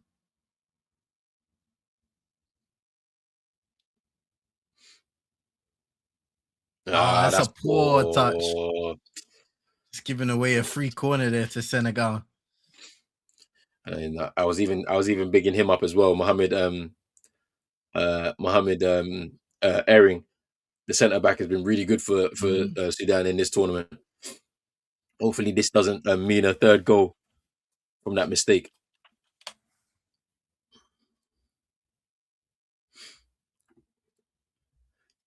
Isaac saying, "I need someone to explain to me Yan Diamande's goal was ruled offside." I'm just trying to. Was that in the game against Gabon? That was it. That final goal. I'm just trying to remember. There's a foul. I'm trying to remember. Isaac, was that against Gabon? Was it the final goal that they ruled out for offside? Yeah, yeah. I'm thinking about it. I'm just trying to remember. Um, It because I was feel it was like I that final remember it. it was that final goal, the one that they like. It was about it's to kill the game. Basically, it was going to be 4-2 or Yeah. whatever it was, and then they ruled it off. They ruled it offside. But I'm just trying to remember how it happened. Just trying to remember. I can't remember. There's so much that has happened during that time.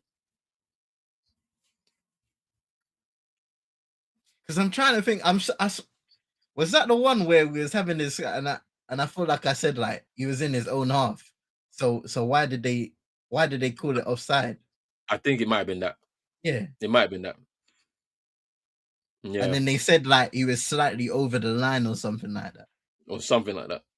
Yeah. Because that was my thing. It's like if the offside is happening, if it's happening in your own half, it's not offside. If you know what I mean. If the Mm. player is ahead of the pass in your own half, it's not offside.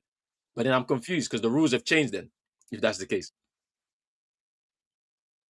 But yeah, bro, I think you're right. I think it was because Mm. they were inside their own half. He was ahead of the Yeah. ball after the pass was made.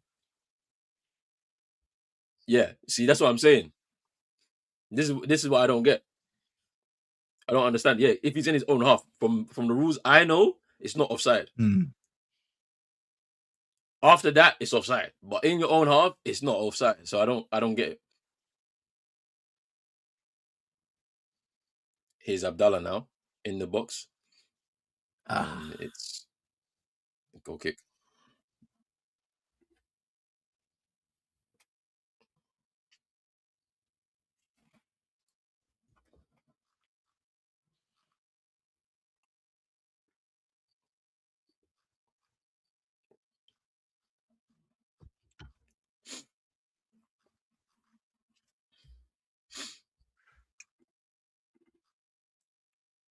I seen it. I seen it, Drizzy. What do you think? I like it, but I know a lot of people don't like it. Me, I like it, bro, because it's art. It's art on the jersey. But I do think they did us a little bit dirty though. Because I want to see what. Because look at the Senegalese kit that kit is cold. Mm. It is cold. It's got the lion. It's got the lion like imprinted. Oi. I like the kit, but there's gonna be a lot of people that don't like it, and that's fair enough. I like it though. But this kit that they've got is cold. Senegal is cold. Number 26 is a top player for them. Plays in the Australian League. Yes. Abdallah, the goal scorer, plays in Australia. Apparently, the team that he plays for, he also coaches the under 12s, which is interesting. Oh dear, a little shoulder off and giving a free kick. Must have been a close one.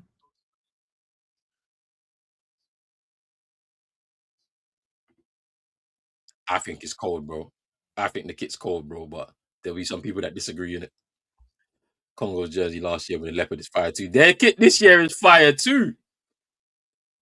Their kit this year. Hey, the three kits that Congo got this year, the blue, the red, the white. Oh, it's cold.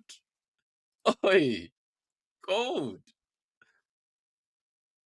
Drizzy likes it. I just want to see the away jersey. Give us a black jersey. No black jerseys, please. I beg.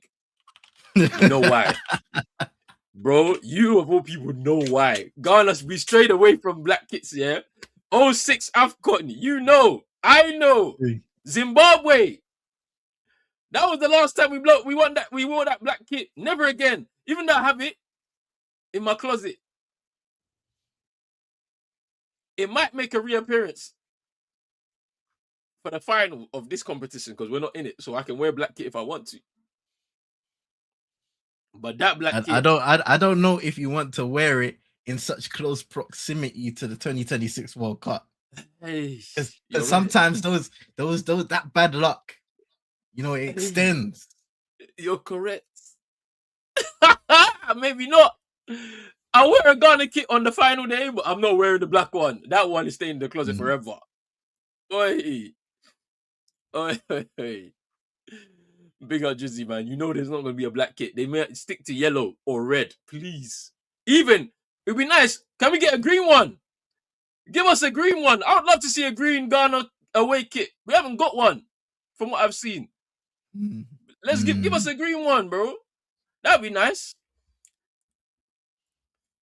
I think it's true. He coaches the under 12s, bro.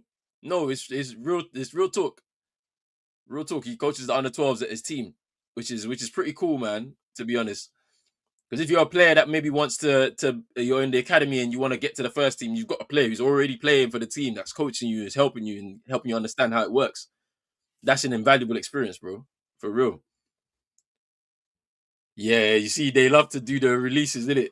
Nigeria love to do releases, bro, in his World Cup year, but there's no World Cup. That happened last time too, bro. If you remember, I was crying when that happened. I was like, how do you have new outfits to go to the club, but you can't get in the club? that's a bio, you know. That is a and that, bro, all that anticipation, bro, and you're just sitting at home. Hey, hey.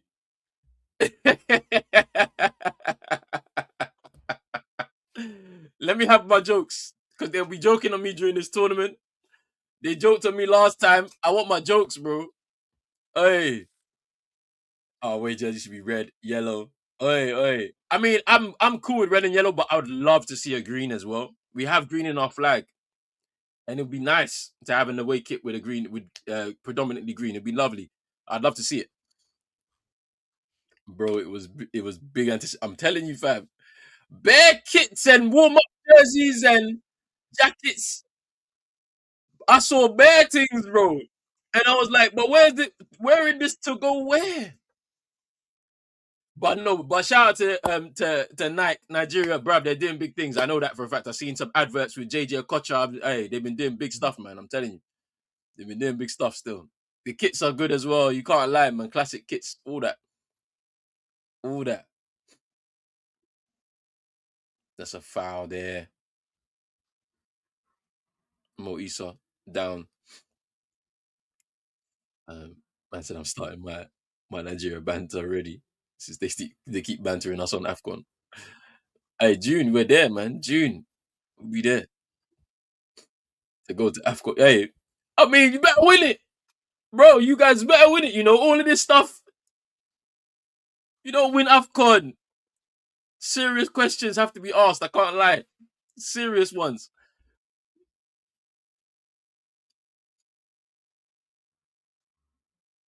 Bro, they didn't bandage this guy properly in the first instance, man.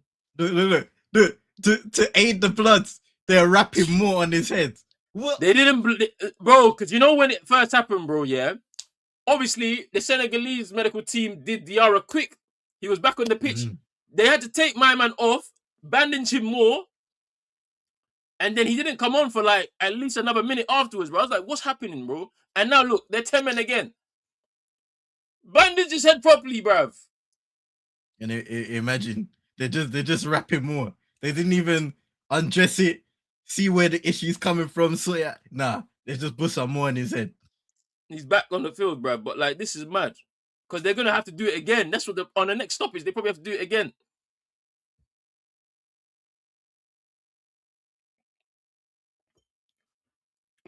Hey, Drizzy, you're hilarious. You said Echo West Harland.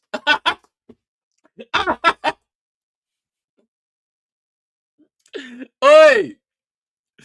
Oi! He's talking about Victor Osimhen. There was a chance there for Mo Issa there. But basically, ECOWAS is basically a collection of states in West Africa that share economic resources and stuff like that. So that's what ECOWAS is. And so they said ECOWAS Harland. Mad. I've never seen this one before, but this is a good one.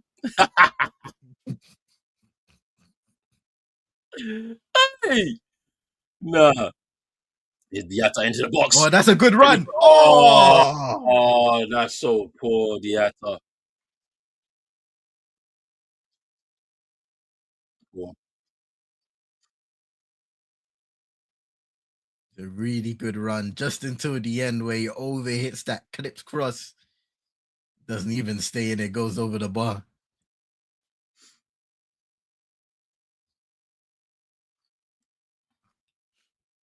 Yeah, they've been very tame in this second half, Senegal.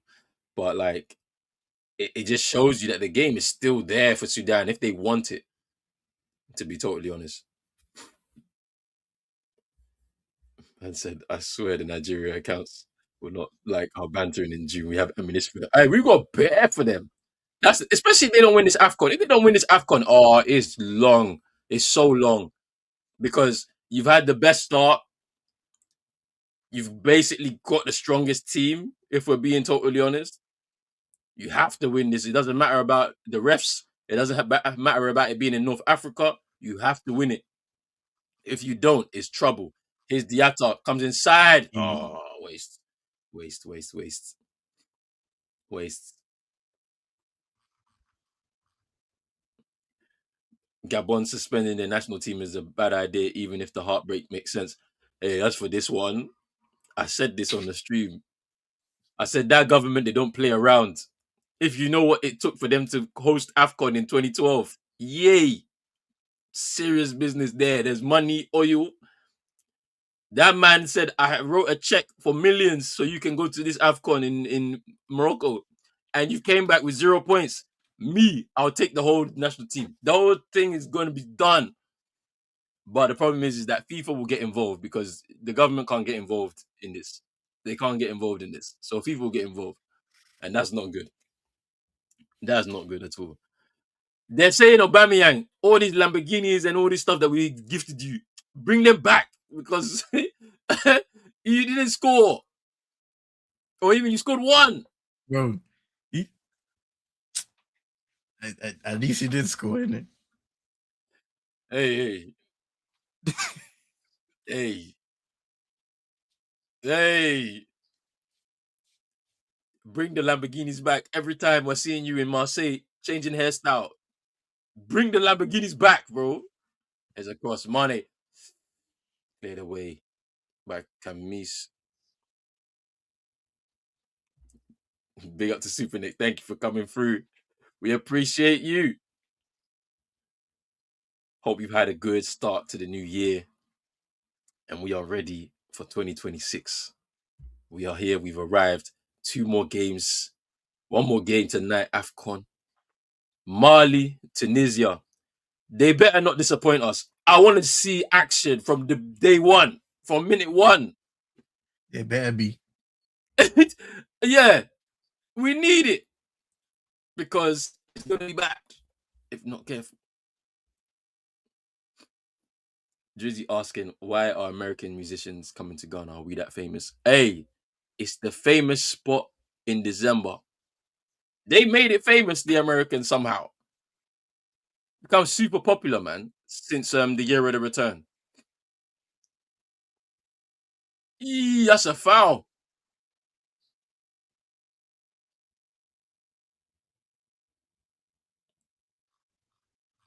Doof is down, and Sheddy might be booked here.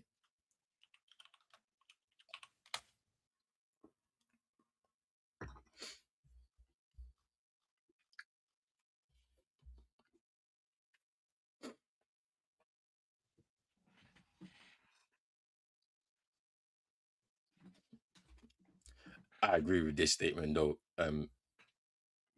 I agree with this statement here. I can't lie. If you're a celebrity, you're gonna go where it's popular, so you can stay relevant. So I agree. Just if you're gonna go there and you're a celebrity and all of this type of stuff, I mean, we don't need to listen to you because you guys don't have anything good to say. But with all the money that you want to be flashing and all of that type of stuff, go give back to the communities over there. That's what I'm saying. Give to the people out there. Like, that's what I'll say. We don't want to hear nothing else. I want to hear no music. I want to hear nothing, bro. If you're going over there and you're gonna go and enjoy it, make sure you empty out them pockets and give to the people that actually need it. That's all I'll say. Man said he's waiting for Speed to come to Ghana. Hey, bruv. I wonder where he's gonna go next.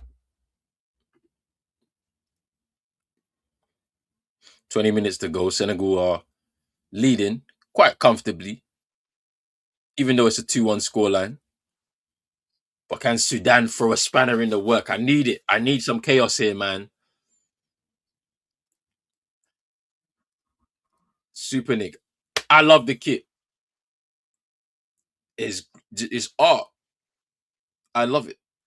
I think it's gonna look better in person than it does on the images, those leaked images. I wonder what the away kit looks like. Will it be red? Will it be yellow? I would love a green, to be totally honest, but I don't know Mm. if we'll get one. I don't know if we'll get one. We've never had one, as far as I know. We have black though.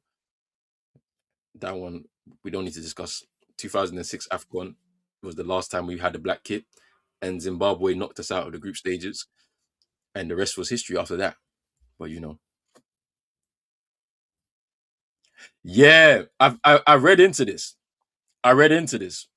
So the artist was kind of referring to Nancy the spider because there's a story like a. I remember when I was a child, we had the books in the house Yeah, Nancy. Yeah, we had the books in the house, and I remember the story myself. Um, so yeah, there's that type of stuff that's going on with it with the designer from the artist. I don't know. I need to do some more research into it though. But potentially that could be the link.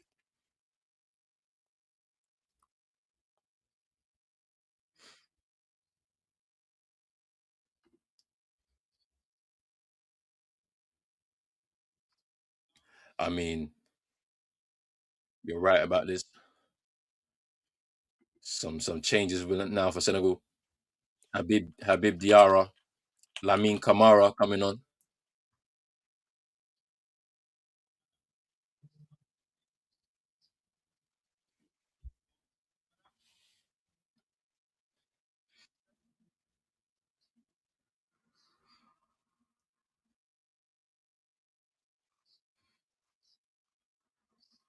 And Baye coming on for Ismail Assar.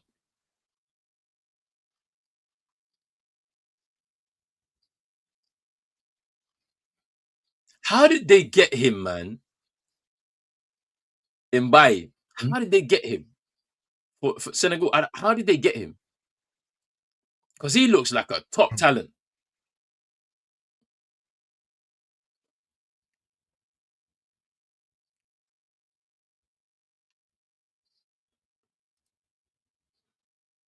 His money.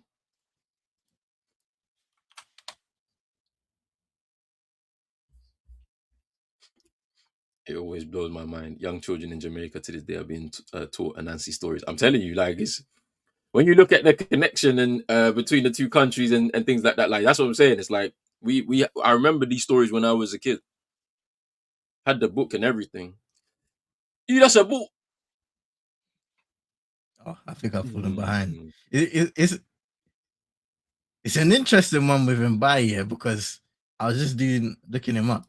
Born in France, he's getting respectable game time for PSG this season in Ligue 1 and 17 years of age. You don't really see young players make definitive decisions like that early on in their careers. Yeah, it's. I'd love to understand like why he made that choice because Mm. at 17 you still have a few years before you're even. Yeah, you're I mean, you're Drizzy still saying at youth level. yeah, he's at youth level. Drizzy saying that he was never going to play for France. We don't actually know that for sure. At 17, you can't really tell, right? Mm. But then maybe you're comparing it to like an Mbappe, for example, right? Like because he was playing for France at 17, 18. He went to the World Cup as an 18-year-old in Russia, right? So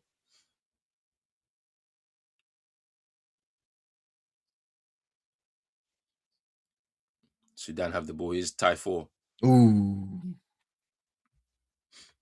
Super saying some of us may have left Africa, but Africa never left us. It's true. It's true.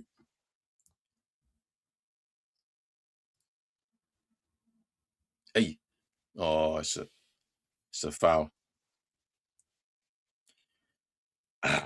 This is a hilarious one, bro. But then you could say the same of what's her name? Taylor Yeah, Hines. Taylor Hines. She did Yeah, yeah, she did the she same switched back thing. as well. She did the same thing. Bro, you know what? I'd say that is more of an example of how bad both teams are operated in terms of the governing body, bro. Mm, If you've heard some of the stories of the last couple of years or so about probably both setups, the women's setup was bad and still is bad, but the men as well, like the JFF, they have blood on their hands, bro. Blood on their hands. So as much as I'm like, as much as you want to get up here, I'd be like, nah. But at the same time, bro, you can't even blame the player for wanting to switch back if the opportunity is there. just-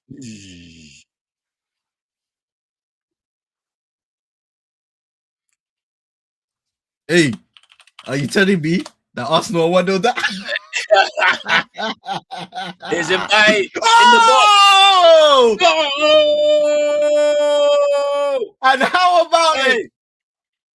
Hey, Hey, I can't lie. Are we talking? France have lost themselves someone, man. What are we talking about?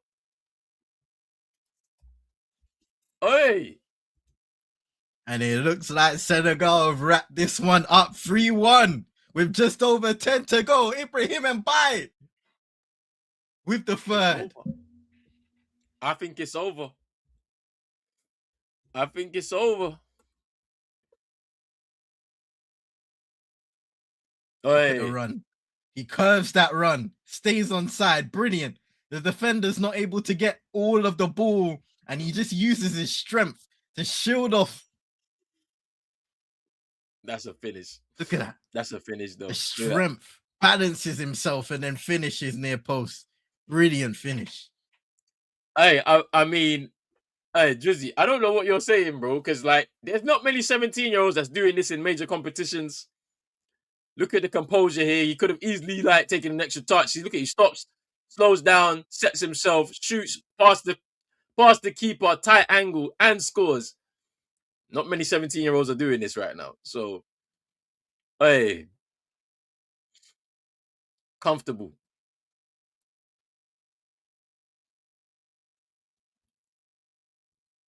That is a crazy ride, man. I wonder why he changed. Because like he's getting a lot of love, like from the Senegalese, and why not, man? But Yeah. I really wonder why he made that switch. It'd be an interesting story to just to try and like understand. I feel like maybe his career won't be long with France. It would be wasted. There's a lot of African players that have been wasted from France. Yeah, bro, you said it, man. You said it. Yeah, but whilst I rate Due, yeah, and we don't know where Mbaye will go. I mean, we've seen this before. Sometimes the younger man may overtake you, bro. They might, but it's fair. We know what it is right now. We know what it is right now. He's playing for one nation competitively, and so is Due. So it is what it is. We're 11 minutes plus added time, and Senegal have been comfortable in this second half. Gotten this goal now, and can they go on to get some more? Here's a Gay, Mane, bit of space for Diouf here on the left hand side. Cross. Oh! Oh! It was him almost again. Should have got the second there. Brilliant cross there by Diouf. Oh, he just can't keep it down. It's a great ball. Great ball there by Diouf to pick him out.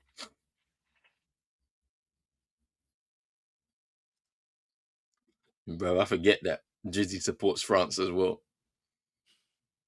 I forget. What's all this wee, bruv? You don't speak French talking about wee.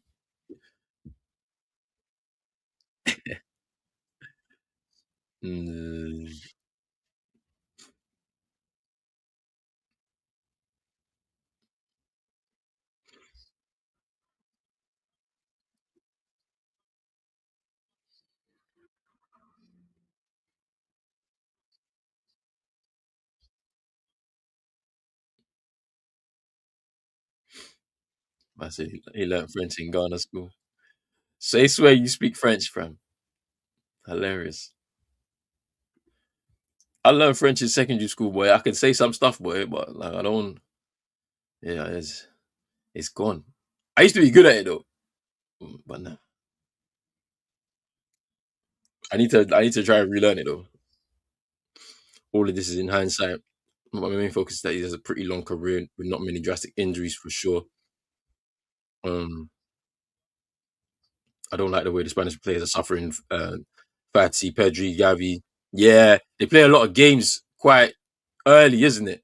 Especially coming out of La Masia, right? Like, play a lot of games early. I think Fati's a bit different because he had a lot of injuries. He didn't play as many games. Ooh, there's taking off his foot there. Oh yeah, yeah, yeah. He's cold. Diouf is cold. Cold. Yeah, he's cold. Man United, £50 million. Slap it on the table, bruv. I don't care.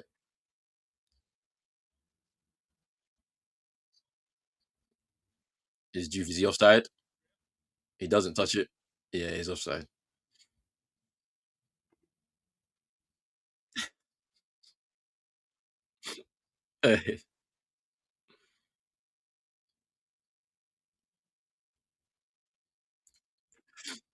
No, I get this. I get this. I understand that there's players ahead of him and stuff like that. I mean, to be honest, I don't really care about France. Like, I care about the choice that he made quite early on, because you could easily say, "Oh, it's about that," but a 17-year-old, it depends on how connected he is with his culture. This is what we were talking about on previous streams.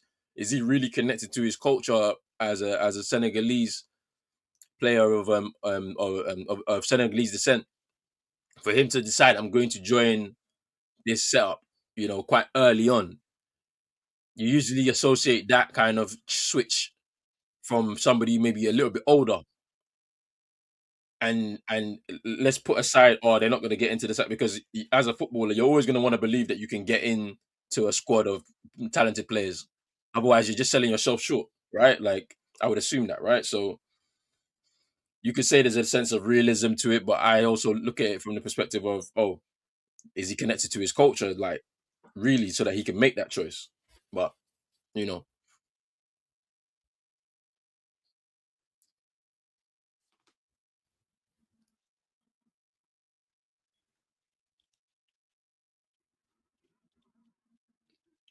it's a free kick. Speak four and a half languages: English, Pidgin English, French, Tree, and Spanish. That's good, man.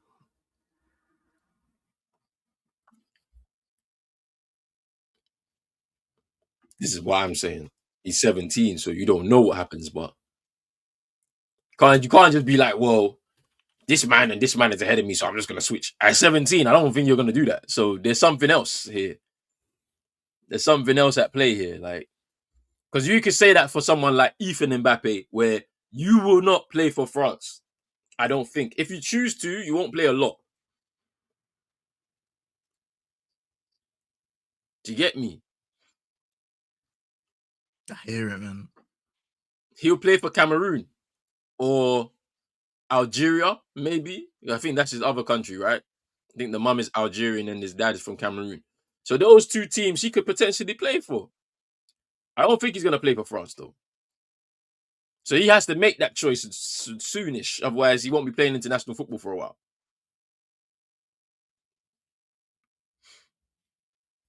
Yeah, this is true. Hannibal switched early. Switched to Tunisia early. I think I think he's made 50 caps already. Already, like he's probably going to end up being them record appearance holder if all things go well. He probably will be. Gonna play a bag of games because he's there. He's there. He's there for qualifiers. He's there for the tournaments. Back to qualifying again. Like, so he's gonna be there, man.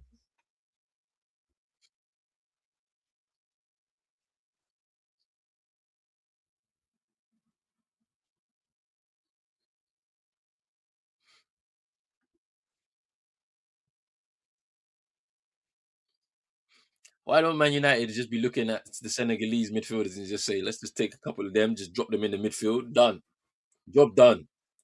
Get me Gay and Lamine Kamara, we're good. That midfield's sorted. Got these bozos boasting about some broken system, bruv. Scouting hundreds of players.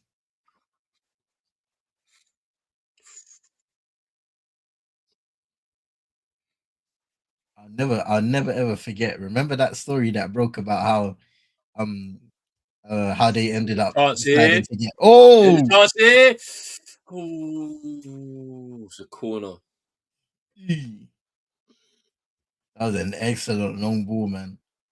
It's a good chance.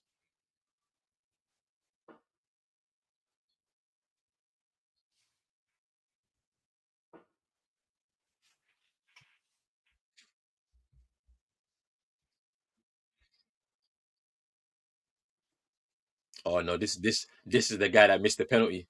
This is the guy that missed the penalty against who did they play? Burkina Faso. Yeah, yeah, yeah, yeah, yeah.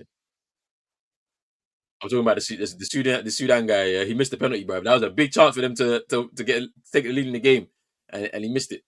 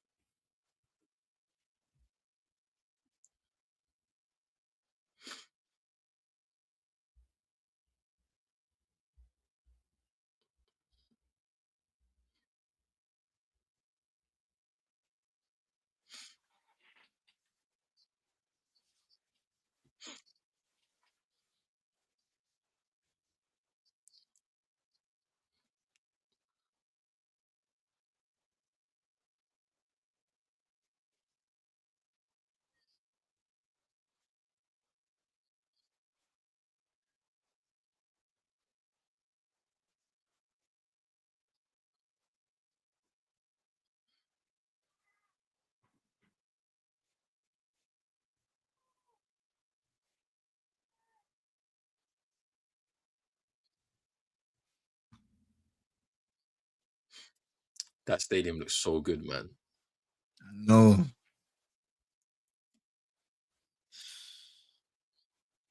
What did I see something earlier today? Let me pattern my sources. Hannibal Mejbri is Tunisia's best player, but he's a hothead. But I feel like he plays a lot calmer for Tunisia than he plays for his club size, though. Yeah, he's close to 40. Yeah, he's close to 50. Yeah, he made 44 during the group stage. Yeah, yeah. I heard that. I heard that he was getting there. Cameroon got a Chelsea youngster to play for them too. I forgot his name. Nah, NN is not here, bro. He's not here. He'll be here though. He'll be here. We'll ask him. We'll ask him.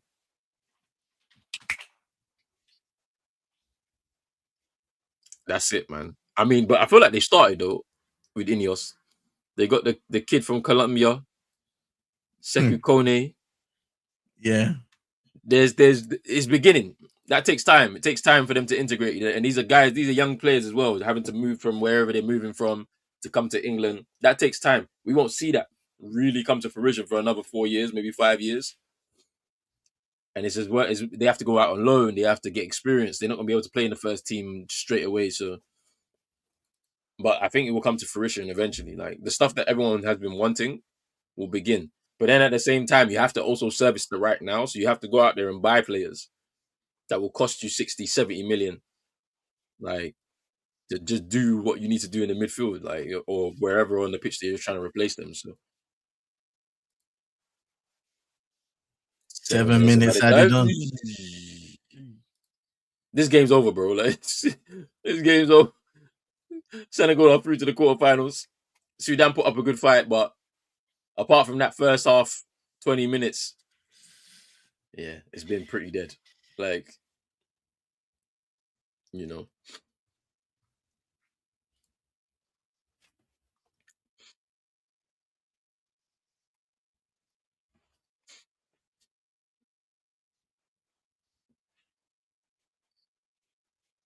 corner to Sudan or Issa to take it.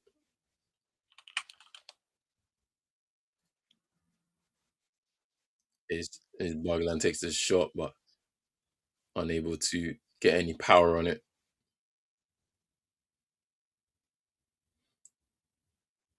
Anyway, let the game finish, bro, so I can make myself a quick.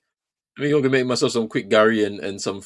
Hey, before this next game, bro, I'm hungry, man.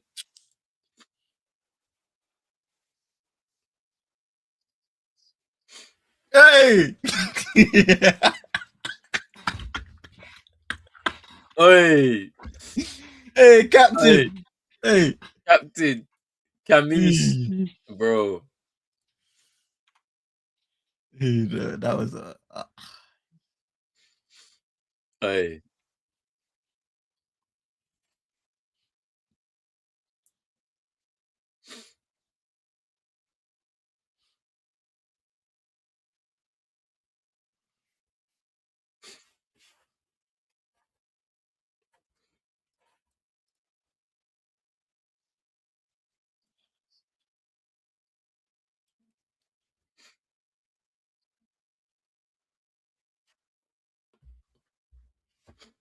Man said he's waiting for Bruno to leave.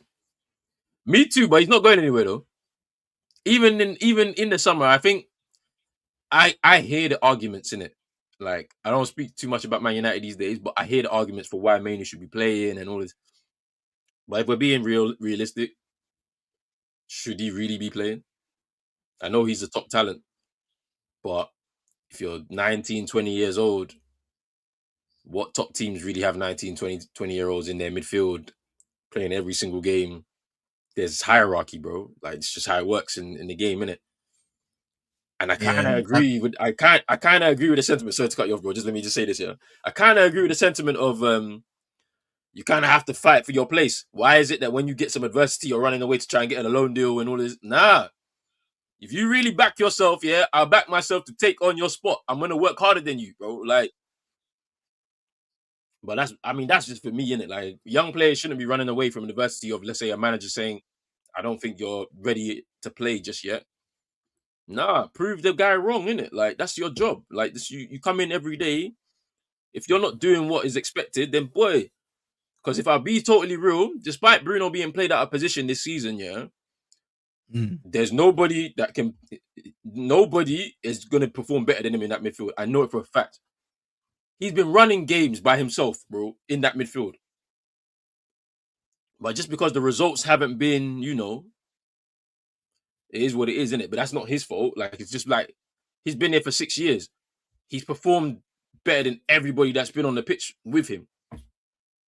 And the club haven't succeeded not because of him. It's in spite of like everything he's been doing too. Like, there's a lot to it, but I hear it though. If you want him to play, you want him to play. I hear your argument, bro. But I just feel you can't run away from the first sight of adversity, especially as a young player. It just doesn't look right for me. But bro, you chime in, bro. Chime in, man. I want to hear your opinion on this, man. And bye. I Mm, think the easy. biggest issue with Kobe not playing is the fact that there are players in there that when you watch them, the fan base don't necessarily like. Now, they from like the start of the season, he basically pinned Kobe's place on whether Bruno was in or out of the team. And Bruno's a divisive player. But then on the other side of things, which is the defensive side, you either have Casemiro playing or you have Ugarte playing. And the reason why Kobe's not in one of those positions is because he's not deemed as a good enough player defensively to play on that left hand side. Hey, camera gone off. So essentially, it is a difficult one because you want to see him get more of an opportunity than a, I don't know, 20 to 15-minute cameo. And I do hear what you're saying in the sense where it's like, well, you have to prove it. And we don't necessarily know what goes on when they're training, but we do see what happens on the football pitch. And perhaps, it is enough, it isn't enough.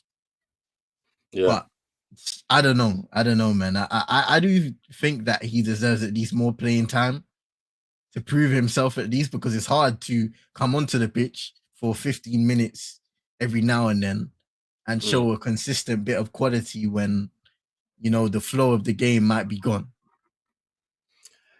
I agree with that to a certain extent, but then this is why, like, in terms of high level players, you're a high level player. Whatever the game state is, whenever you come on, you come and change it. You affect it in a positive way.